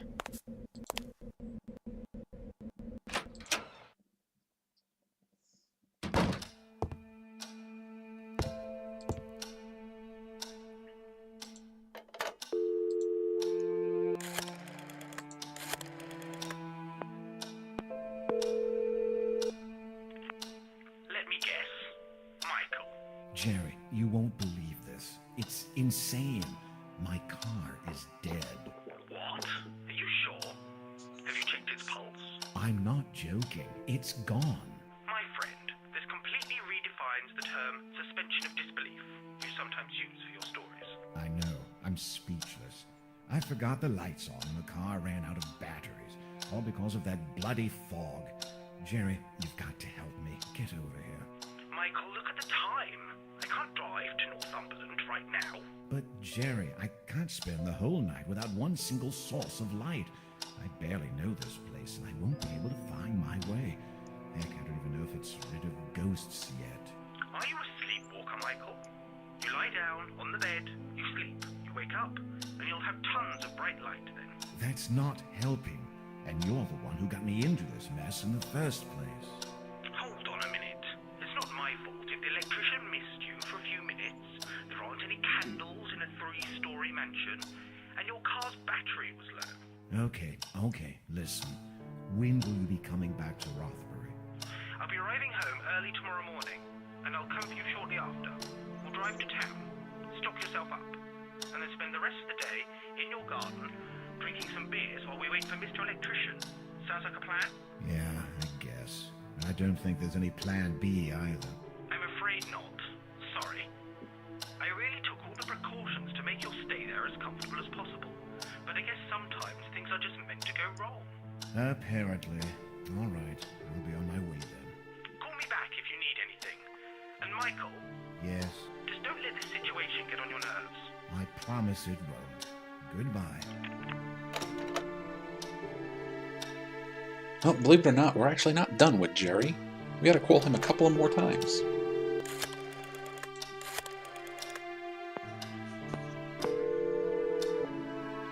Hello? Jerry, it's me. What's up, Michael? Alright, so now we have 2 choices here. We can ask him about the previous inhabitants, or we can ask him about the safe. We can ask him these 2 questions because 1, we've found the safe in the wall, and we can ask him about the previous inhabitants because we read some of those diaries. I think let's start with the inhabitants. About the previous inhabitants of this house. Not much. Just there were some strange individuals. There's also the murder. You're kidding me. A murder? A murder? An old-fashioned murder. You'd probably love the details, but sadly I don't know very much. It's old history, really.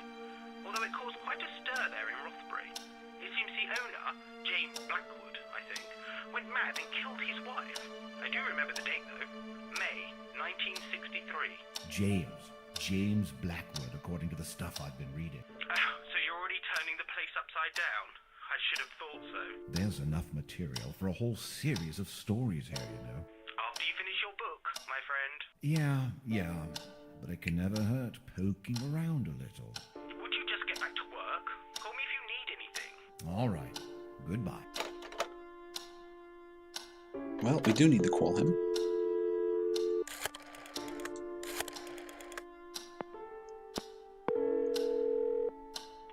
Hello? Jerry, it's me. What's up, Michael? I found a safe box in a room upstairs. Would you happen to know the combination? I think I should. Let me see. I did take note of a combination once, but I don't have it here right now. I'll give it to you tomorrow. Okay? Great, thanks.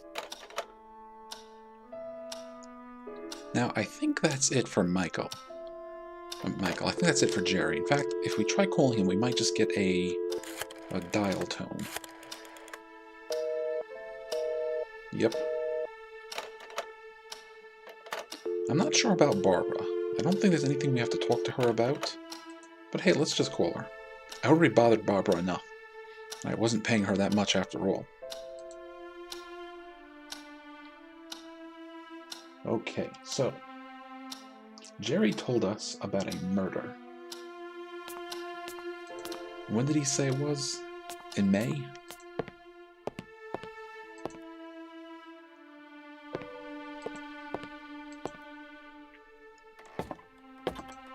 Well, now that we have a date that we can research, we're going to go take a look at those newspapers.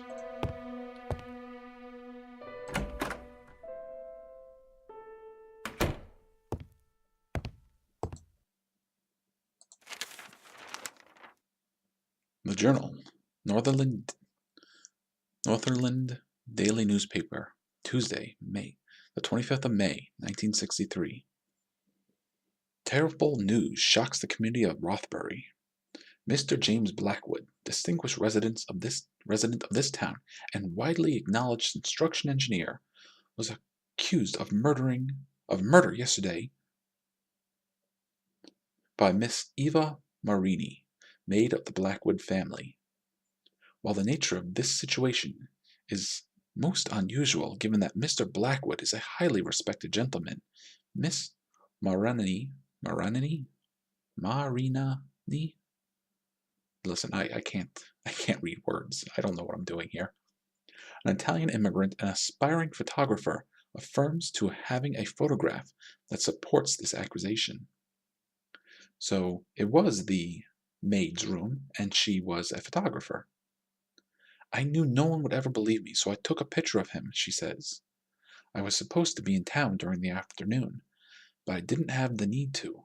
I didn't have any errands to do, so I was in my room and saw the shadow out in the garden. When I glanced through the window, I couldn't believe my eyes. The lady, oh God, the sole thought of it sent shivers down my spine. The photograph in question is in possession of the authorities, and has been revealed that it clearly shows Mr. Blackwood burying a shape in his garden. We can almost confirm that the shape is a body, says Police Chief William Bailey. But even if the image is not clear, this alone with Miss Marini's statement is enough to open a serious case against Mr. Blackwood. Police officers are already heading to the Blackwood Manor as we speak. Up until this accusation, it was believed that Miss Catherine Blackwood was on a trip, according to the information we received from the school where she teaches, the police chief continues. A notice was sent to the teachers' department, which stated that Miss Blackwood had to leave on a sudden trip, and she would make use of her license to do so. Miss Marini's accusation puts Mr. Blackwood in a very compromising situation. Even if we can't find anything in the garden, he has a lot of explaining to do. The efforts of Dr. Dr. Christopher Milton, one of Rossbury's most respected doctors and longtime friend of the Blackwood families, to minimize the facts, have been unsuccessful, and the news is a subject of discussion throughout the whole town. Hundreds of rumors are crossing the land. Theories range from plausible and well-conceived to wild and crackpot ideas. But the question that keeps lingering in everybody's mind, for which the answer has yet to be found, is, why would a wealthy and educated man cold-heartedly murder his wife after 30 years of marriage?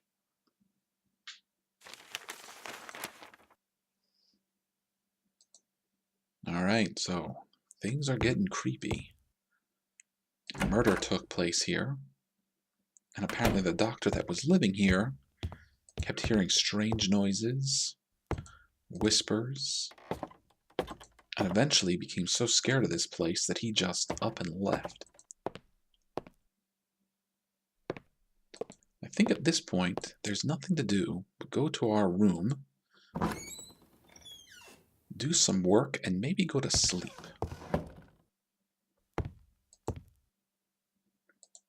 It was getting late. Perhaps it was a good time to go to sleep. I knew I had to work on my book, but I decided to look around a bit more. It wouldn't hurt.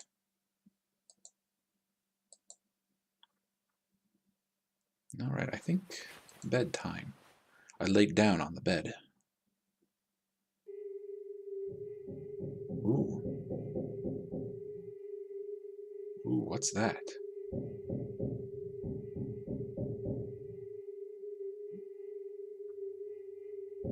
Some strange knocking sounds.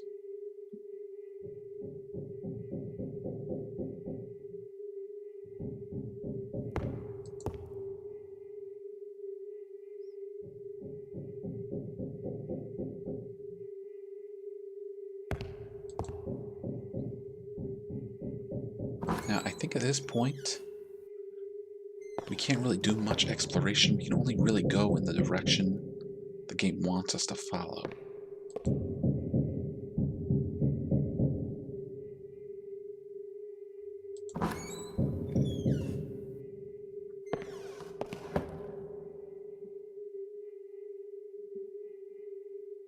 Oh.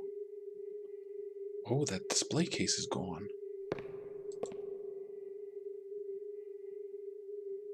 There's a door behind here that's all barred up.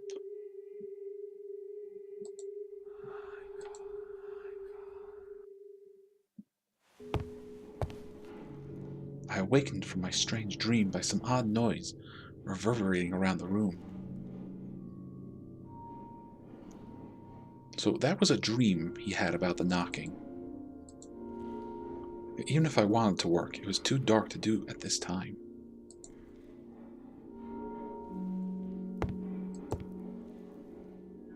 So at this point, we could really look around if we wanted to. I think the first thing we should do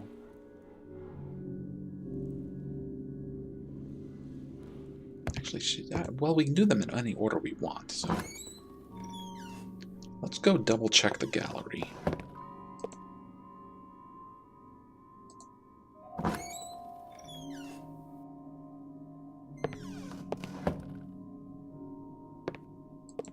Okay, now everything seems normal. Seems normal is the thing.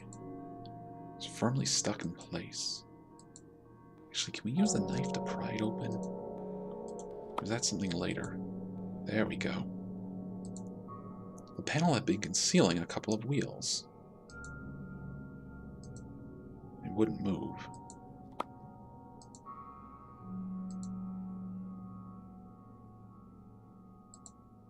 Well, we're just going to leave that alone for the time being.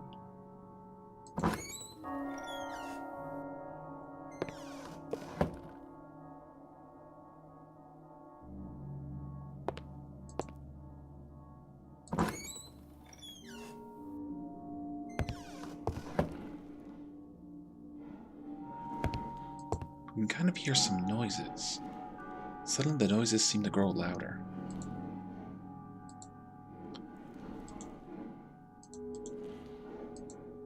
I listen carefully as I move the stethoscope around the fireplace. Yes, the noises were coming from there. but I still couldn't determine their source.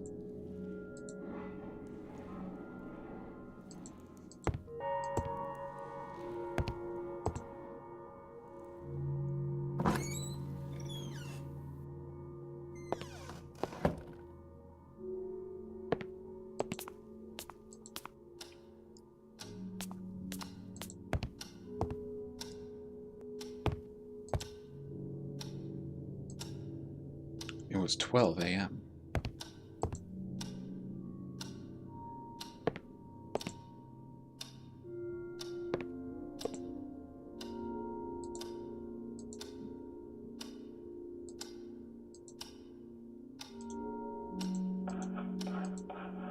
The noises were definitely spreading through the fireplaces, probably via some conduit.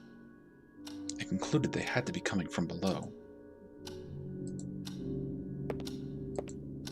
Below, as in the cellar.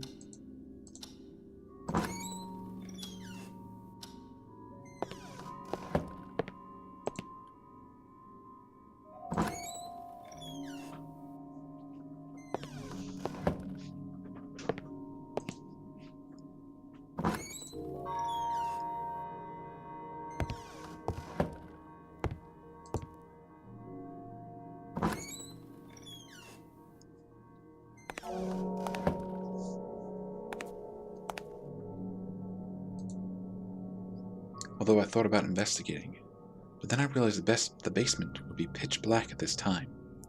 I couldn't go down there without some light. Well, maybe we're better off saving our investigation for the morning.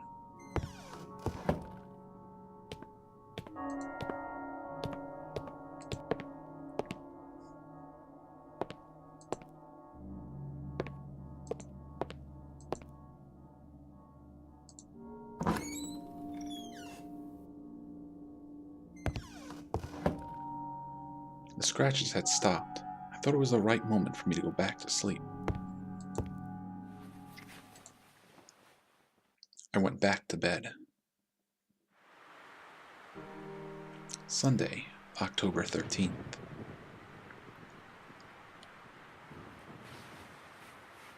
On the second day, a fierce storm had assaulted the land.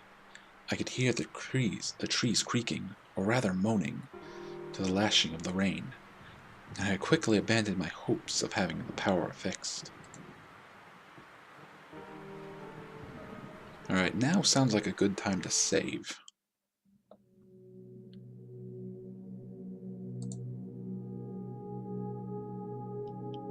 Now, I already have 2 saves as it is. I'm just gonna save over the first slot. Doesn't really matter.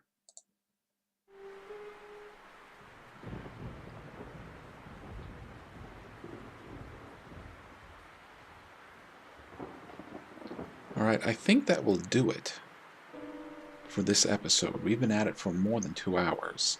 I don't know if I'll cut this up into more than one video or not, but that's going to do it for now.